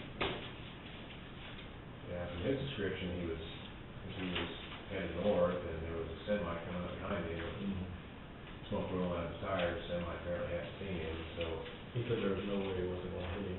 There was oncoming traffic, so he made the decision to try to beat the oncoming traffic rather than get tagged by the semi coming up from behind him. He just about made it, didn't quite make it, didn't quite clear the oncoming traffic. Be a tough decision to make. Yeah. All that propane back there, or we had something. Yeah. Those would be good. Other than that, I guess we're just still participating in like some safety grants. Yeah, 286, is that what you're referring to? Yeah, the safety assessment. Oh, yeah, that one. Safety assessment, and from that, then, you're gonna get some ideas or some guidance or some help in the application for HRRR, is that what I understand? Well, if we decide to go that route. Yeah. It's all preliminary right now. But you did get HRRR for 267. Yeah. Yeah, I know they're taking those out across the state. We've seen more than this here. Seems like in surrounding counties. Or some of our houses, someone like to take out. Yeah. Yeah, I was asked, what was the ones I was asked about the other day? 159 and 116, and gosh, there's a couple ones there. I don't know how they're, or 116 and 159. And then US 159 and 9 south. Yeah, Important. yeah, exactly, yeah. Will we have to do anything with Leroy State about the Rock Quarry entry way to 59 highways? I, probably not, I called you spoke with you about, Pam's Quarry, putting in a quarry just south of Cummings, and maybe in the future, you guys might want to put some trucks entering, or something like that. Okay. But, I mean, I'll see, once I do that, I can see how much traffic going on there. Is that bridge like that comes right off of 59 highway on to Phillips, is that ours, or is that KDOT's? That's ours. We're waiting on a bridge right here on that, or something like that, you can see there's rebar exposed. I've got the material to patch it, Is it cement, is it asphalt? cement. Okay. Just waiting on a good day and time to do it. But yeah, we've got the patching material there at the shop to do it. We bought some special, patching concrete to fix it. Okay. I know KDOT had done some work on it in the past, but actually our responsibility. You asked about the projects, the seal is the only thing I can think of that's gonna be in Atchison County. You've probably seen the work going on 73 going out to Lancaster, and that's just the outfit that came in late last year, put down that multi-component permanent pavement marking, wasn't happy with the reflective numbers, and so they came in just to, with some warranty work, they're redoing it. The people that did the seal south of Atchison on 73 High last time was 10 times better a job than the one before that. It had to be a different company. On 73? Yes. Quality of work, Herzog's? much better this last time. I'm trying to think what seal we did on 73 recently. Well, it's been a couple years ago, but there's another, the one before that was terrible. You did, no, you One a year. did redo asphalt. Oh, Yeah, overlay. Overlay, you did an overlay. That was Herzog did that, I think, wasn't I it? did an excellent job. Hams actually did the last one. Oh, really? Who did the one for the Herzog? Because the last one was 10 times better. Herzog did that section. It was a lot better. Herzog did up north, I know that. They did 7 going north. Herzog did. Hams came on 59 in, didn't they? Didn't Hams come 59? I thought Herzog did the one. Season before Like last, we put a new surface on 73, like from the south city limits of Walmart going south, that was Ham. Okay. Yeah. And Herzog made a little bit of one before that. It's hard to keep track, those two are doing most of them. Didn't Herzog do 74? Just did 74? No, Oh, that was Hams, Hams. wasn't Oh, it? that was Ham? Yeah, that was actually tied to the, 74. actually tied to this job on 73. What are those projects, like, what are those generally run like a mile? To have grind down and overlay? You know what it's running about a mile to do that? Last couple projects we put out.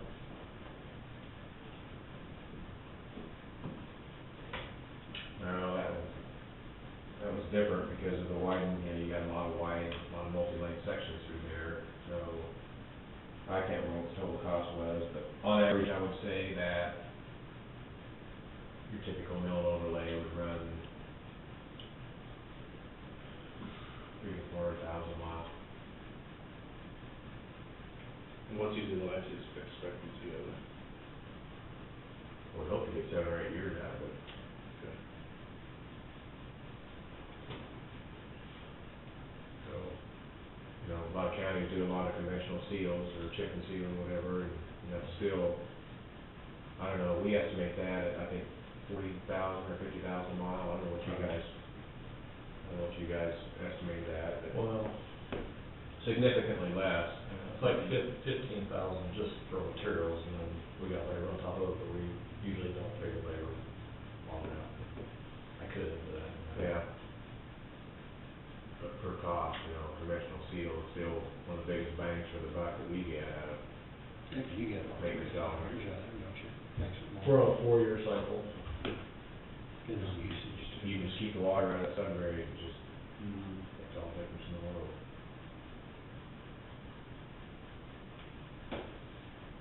Well, you got anything else?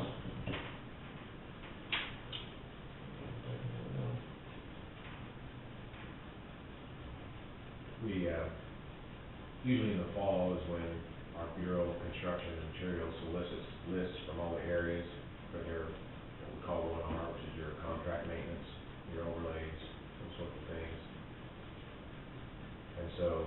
background, I did submit US 59 from city limits down to Nortonville, which is where my area ends.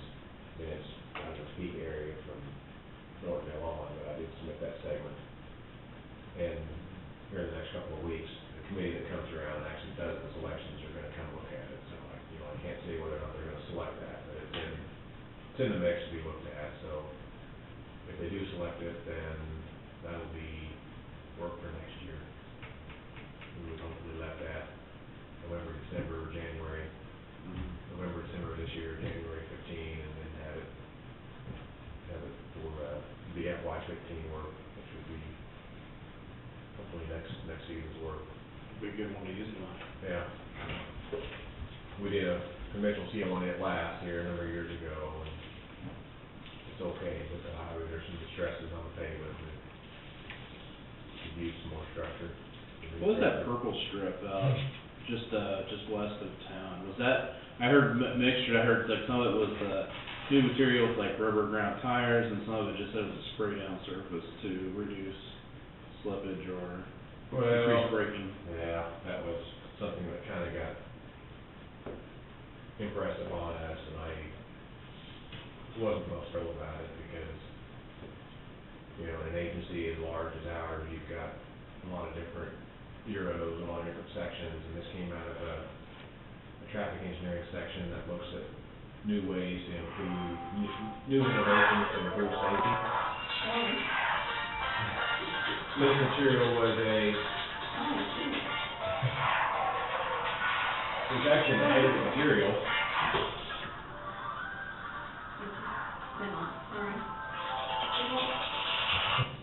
Rubber ground compound. It's real hard material, almost like a quartzite. And then the matrix that it was bonded into was like an epoxy. You pour that down, you spread it down. I think actually a squeegee was used. You just place it, you squeegee it out, and then you throw this real hard aggregate over the top of it. And I did a little research after I was told that this was going to happen here. I did a little research from the links that I was provided, and it's used for traffic calming influences, for different colors on the pavement, and you can use it for arrows for merge lanes, and it does have the added benefit of having real high skid numbers. I mean, it's provides very high friction. So if you've got problems, people braking and skidding, you can use that on steep grades, for example. It has a number of different uses, but the use out here was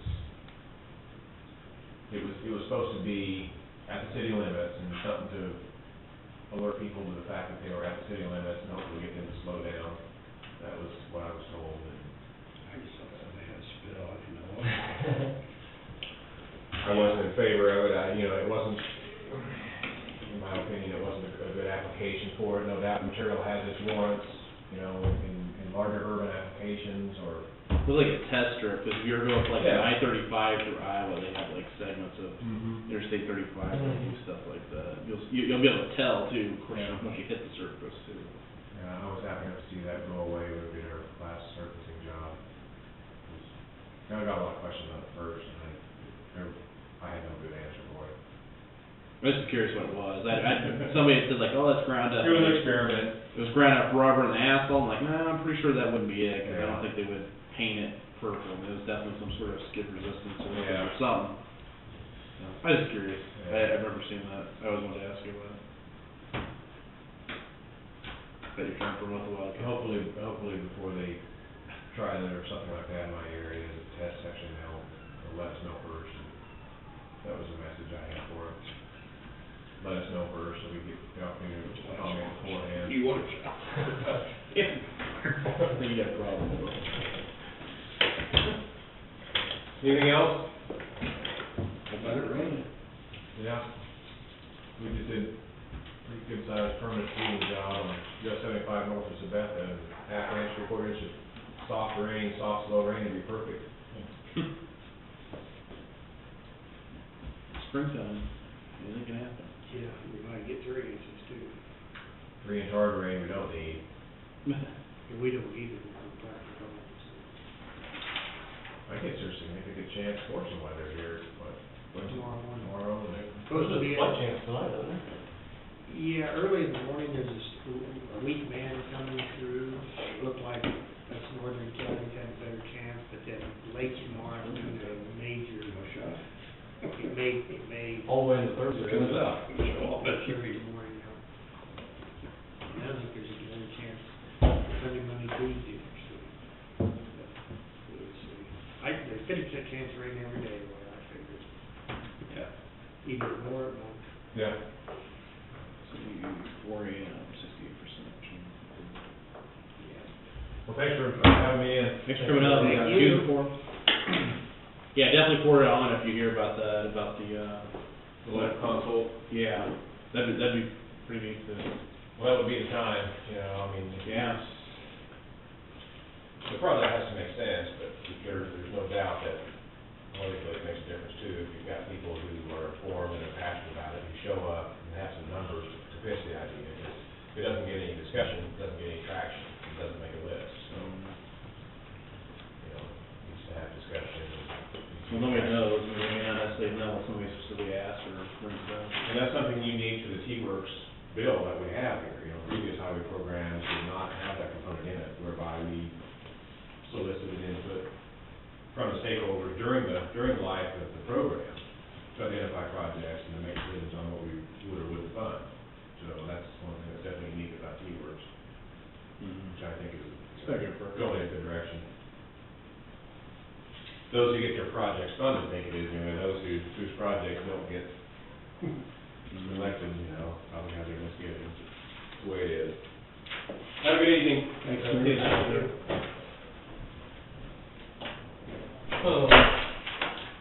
The commission had approved for me to turn in the local off system, for the local off bridge program, system bridge program. And that was off of Sherman and 266, the Potatoes Bridge, is what we call it. All I need is for, the signatures of the commissioners to turn in the paperwork on that, grant program. We need a motion to approve the application. This is off system. The local off-system bridge program. Just an application. I thought we approved that last week. You approved it, but I have to have the application signed and send it in. I forgot to have you sign it. What was your interpretation of, on the agreement with Pam's? I mean, I'm taking it that if they sign on that the rock donation isn't, I mean, we'll use as much as we can on the road, but it's not exclusive. That's the way it's written. But the 10 cents looks like it has to be, which used for that road maintenance. Which, all you gotta do is figure out, you know, what's your grading expense and all that, and plus you'll have, your dust control. Right. I mean, to me, it looks like maybe 10,000 is gonna be an option you get out of that. Yeah, Cause they talking maybe 100,000. Yeah. yeah. Yeah. But with the rock donation on top of that, Right, cause you're not gonna use, let's say, for example, we're entitled every 20, I mean, we could have 700,000, between 6 and 700. So see, I never, right. that 10 cents we get has to be spent on that road? I didn't think it No. had to. I didn't think it had to. We could do that 10 cents wherever we want to go with it. Well, The way it was, the rock donation, the way it was originally written, it had to be spent on that road, but, the way it's written now, we can use it anywhere we want. you gonna have to read that now. I don't know. Hams agrees to pay county and pay for Hams fair US 4 or share 5? for maintenance costs. What number are you on, Mike? 4. They're referring to the road maintenance incurred by the county as involved Hams use of subject property, which is that road.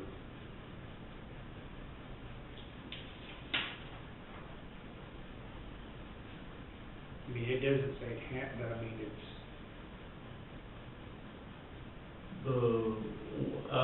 Pat and,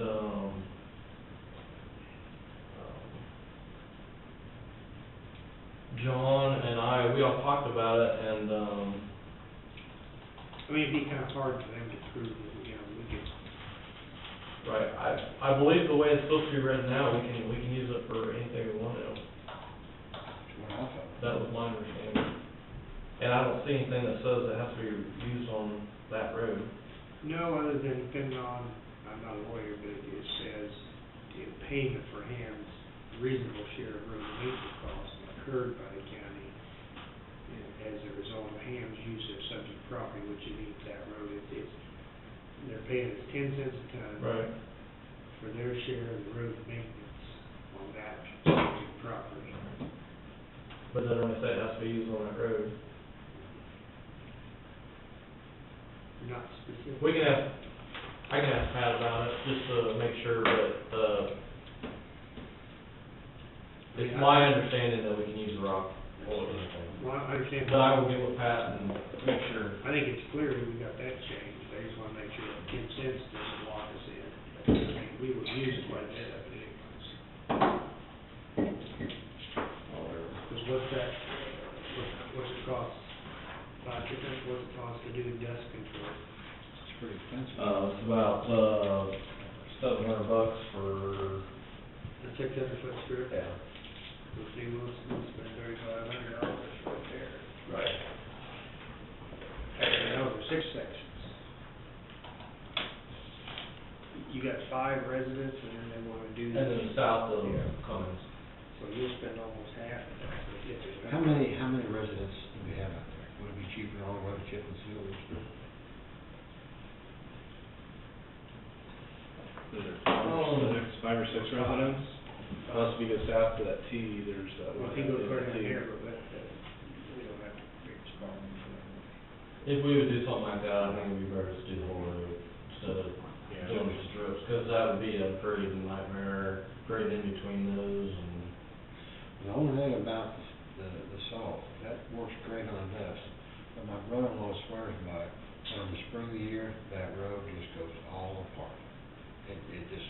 highly corrosive on vehicles. Yeah, I know, It just tears that. Tom road. Wagner, he swore that that's what made his truck, after he got that, he said he couldn't, truck got rusted out. I've read it from other people too, that have used it quite a bit, as an accelerant or something.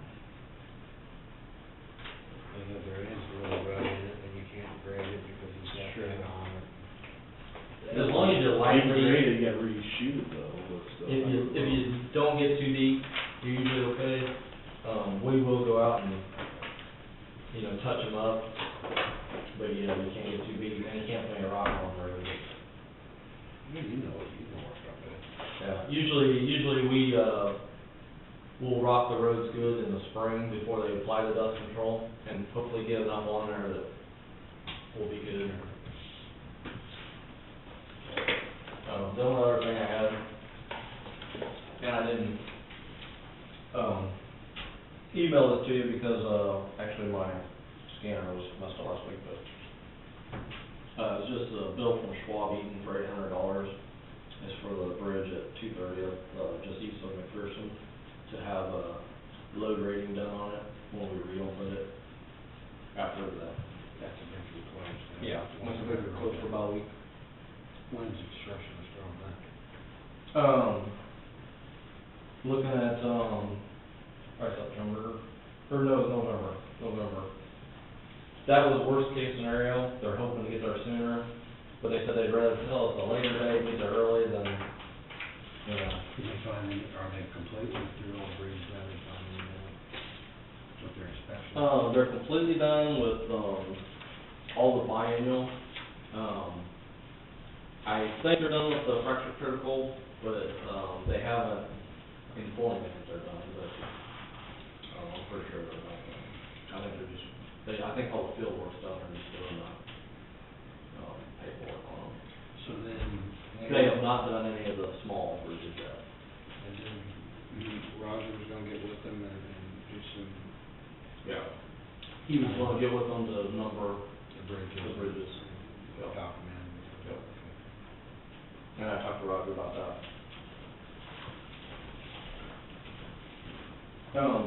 The only other thing I was gonna say, Jefferson County is, grinding a road tomorrow.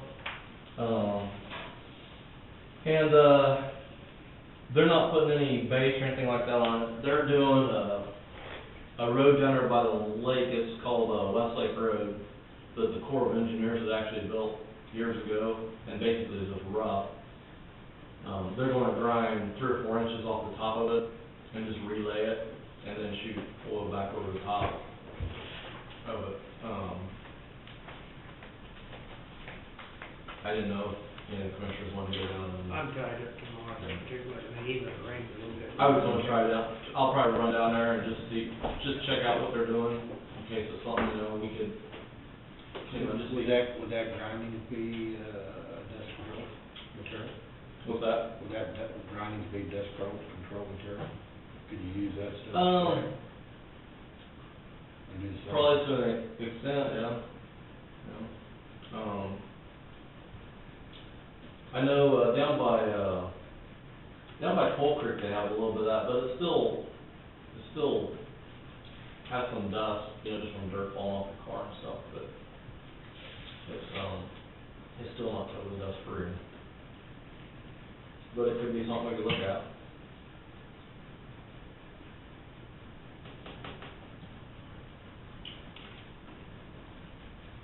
In the future, maybe if the state or something did a project close, we just spread it on the road. But, I don't know, it seems like they do less of that grinding anymore, they reuse it more and more all the time. Montgomery County took some of the grindings and took it up, of course, their roads, old township roads. It works pretty good, used price out holds up. You'd think it would work right on down through, but it actually holds up pretty good. Yeah. It might be an option. So if the state would do a project there fairly close where you didn't have to haul very far. Seems like the grindings are getting harder to find all the time because they just, they reuse that stuff a lot. They just, all the time they find more way to add oil to it and reuse it.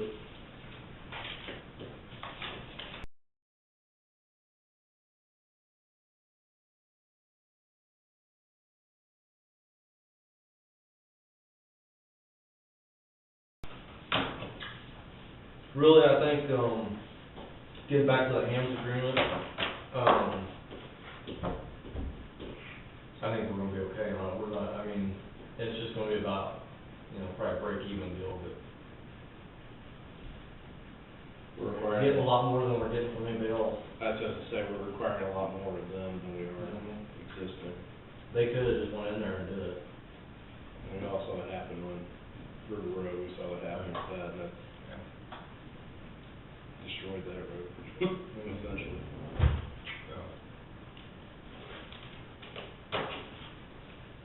All right, well, like I said, I'll probably, run down there tomorrow just to, see exactly what they're doing, see if I can learn anything from it, but, they're dealing with a road that's got a lot of asphalt, and they're just gonna grind it. None of our roads have that much asphalt, we're just grind 3 or 4 inches off and relay it. But everything else is going on. And I talked to, Bill and, Bill Knoll from Jeff County, and, he's not even for sure exactly how it's gonna work, so, kind of a learning experience for him too, so. See. Rain now. You guys have a lot of projects going on. What's that? But you guys have a lot. Oh, yeah, we got a lot going on. You got the holes to patch, you guys have all kinds of stuff, so. As soon as we get, done our and we've gotta get on patching those, get our laydown machine out, get some roads, some holes patched on the roads. And as soon as we get done with that, we gotta get on chip seal. Yeah, we got a lot going on this summer. How are you progressing out at Memorial? How far are you? Half a mile yet? Yeah, they got, part of the rock on all the road. I mean, the whole 2 mile? Yeah. Really? Yeah, the whole 2 miles is rock, not all the rock. They've got, I'm hoping, after this week, I'm hoping about 2 more weeks and we'll pretty much be done. Is what I'm hoping for. We'll be heading over court. Yeah. It's not rock we cut in. Inch and a half. And, I took Norm Bowers out there and showed him what we were doing. He looked at the rock and he agreed with what we were doing. He didn't think we were doing anything wrong. We could re-ditch it for your rock, or that's coming, or you think we re-ditch? No, everything out there, is pretty good. We did put new culverts, underneath the road before, we did it, but, Yeah. I'm trying to widen it out as much as possible. Before you start tearing it up, after you put the culverts in, I went down there with the semi truck and loaded grain, I didn't go back. Slow you down. Get your bid.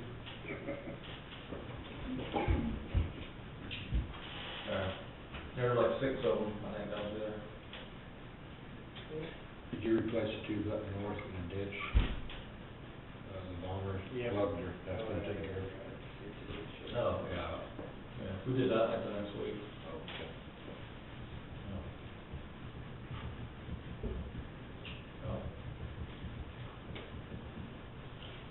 Yeah, we're, When are they gonna, when this summer, when are they gonna start on, by Sherman Road, Woolwood Bridge, Dolby Bridge? there still hasn't been a for sure let date set. That's actually something I need to get with Pat. Right now, we're just in a holding pattern. We still haven't got the right-of-way clearance. And before BG can finish the plans, we have to have, Terracom go in and bore the test piles, bore the holes see how deep they have to, drive the piles. So until we get the right-of-way clearance, we're just in a standstill. I talked to Pat last week about it, and he was hoping to have something by this week, but I haven't had a chance to talk to him about it. So I know he was gonna get in touch with, the Voltages and try to get something signed. I'll get with him here either later, or today, or tomorrow, or probably tomorrow, and see where he's at on it. There's people said technically we need to have to go in, but they go back to the greens, and that could have been your answer to hit somebody jumping about, technically it wouldn't pass, it wasn't in the domain when they were. No. On 262nd.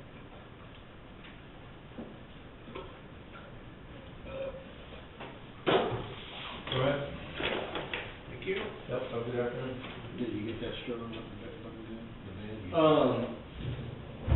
Bill, we went up and we got sandblasted, and it got painted, but you can already see where the rust is starting to come back on your kid. So they did a good job sandblasting. It looked like they sandblasted it pretty good,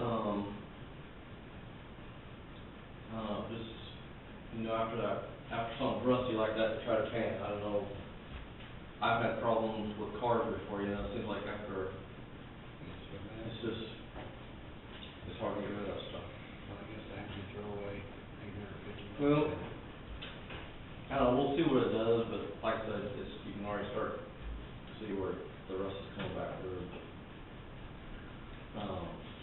It's actually something I actually talked to Leroy last week about, I was getting some information on, the state contracts on dump trucks, because I'm working on next year's budget. Like to get a few trucks on the budget, and we were talking about, state contracts and on some dump trucks.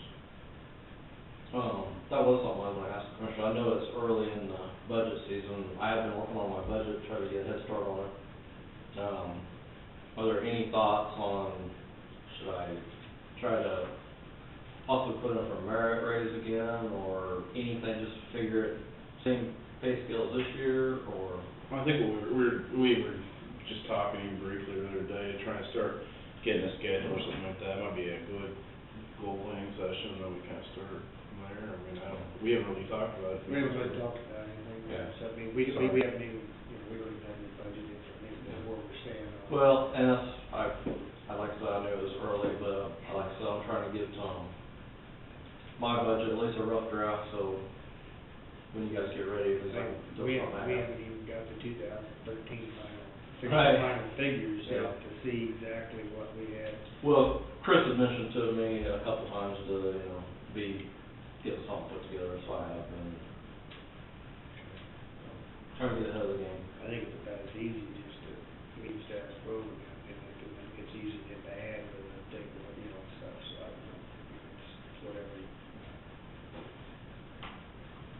Because if we tell you yes, and then each department, somebody might say they want 3%, and they come to different figures. I realize it make that hard to go back, but I didn't think we start at the same base, and then we go from there. Okay. Well, we'll talk about it later date then. Yeah. Alright.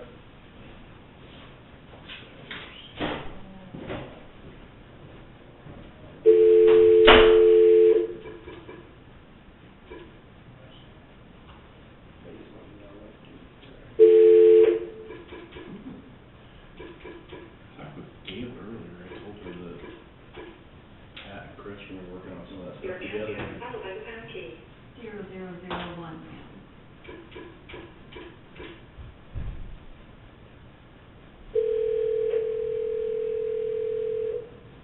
I talked with Gail earlier, I told her that Pat.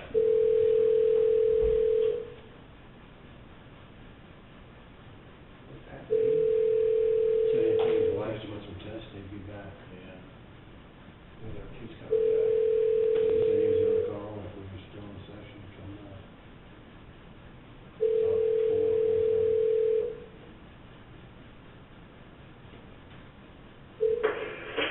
Hello?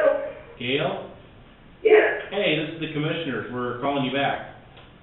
yes, Dennis wanted to know, he talked to you on the last meeting we were at about, that weed eater deal for, cutting branches and stuff around the water. Mm-hmm. Did you guys decide on whether to get it or not? Nobody, No. The commission, decided not to go ahead with that, with purchasing that. Okay, and then the other thing he wanted to know on mowing some of this areas around the lake, some of them nobody uses, and we just want to know whether he was to go ahead and let them grow up and not mow them, just mow the camp areas and around shelter houses and things like that. It would save on gas.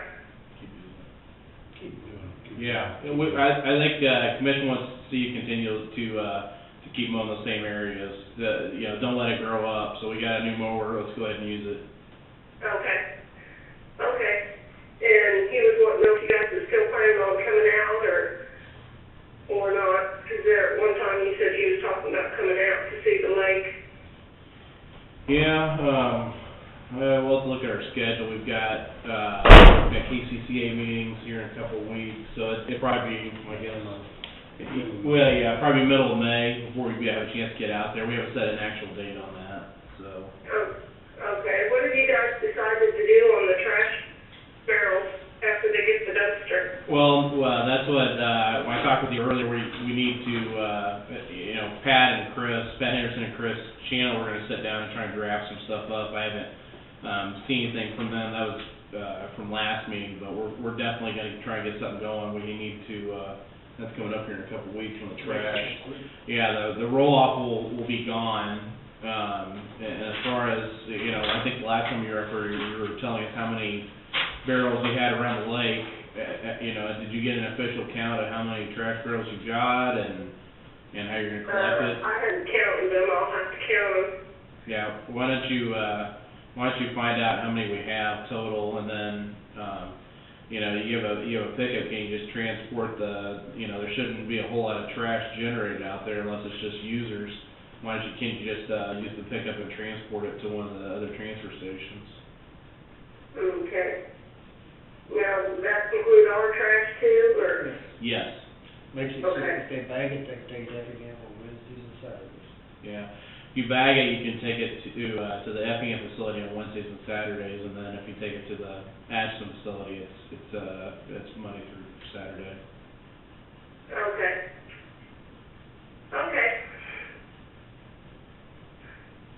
Well, that's all he wanted to know for right now. Have you had anybody inquiring out there about the roll-off being gone, or? Oh, nobody's been happy about it. We've even had several people said they'd pay something just to have it stay out here because it was more convenient for them to bring it here than it was trying to catch the other two open. Mm-hmm. And then the cost of gas hauling everything off places. Yeah. Well, I mean, that's something that everybody in the county has to, you know, there's a lot of, you know, places. If you go from where Commissioner Pohl is all the way up to the, Ashton transfer station, that's probably a good 20 miles, or 15, 20 miles at least. I mean, it's not convenient for everybody. It's also gotta be most cost effective too. How many of those people were in county that were inquiring about it? Everybody. Okay. No out-of-county people have inquired about that? No. No, the only ones we've talked to were all in county. Okay. Anything else for us? No, let me write down the hours, because everybody's been asking when the Effingham one's opening, if it's gonna be staying there, and on that one. And it's open Wednesdays? Wednesdays and Saturdays. Is it 8 to 4:30 or That's something? what I was gonna look it up. Yeah. Give me a second. It's on our website. Let me look, see what, I can't remember if it was 8 to 4.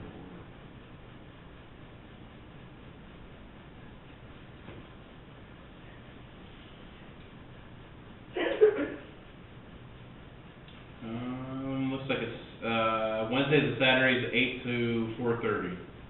8 to 4:30. We'll get that included. Okay. And you are planning on leaving the one at Effingham there then? Yes. Okay. Yeah, 'cause that's another thing everybody had wondered about. But yeah, we'll have, Pat and I think Chris have gotten together a little bit, or we'll be getting together and getting stuff drafted up. One of the big things that you did here was the hunting and trapping. We did say that we're not having hunting and trapping going forward, so just be aware of that. Don't be granting anybody access to doing hunting and trapping. Yeah, we heard that on the radio. They always have to come back in the fall anyways, in case there's any changes, and to get new permission, that way we knew who each year had permission to be out there.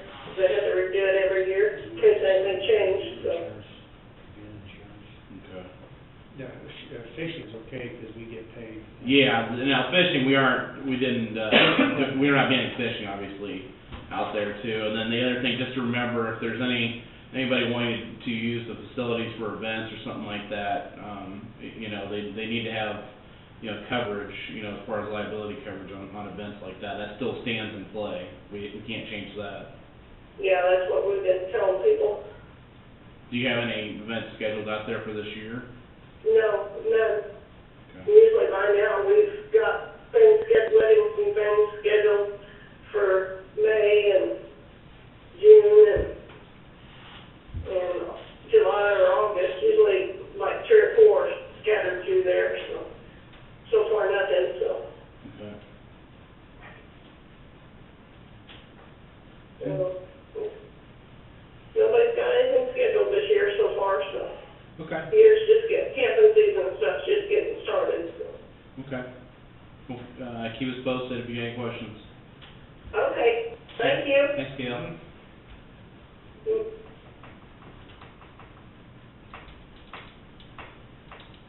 Yeah. Should I get rid of yourself? Sure.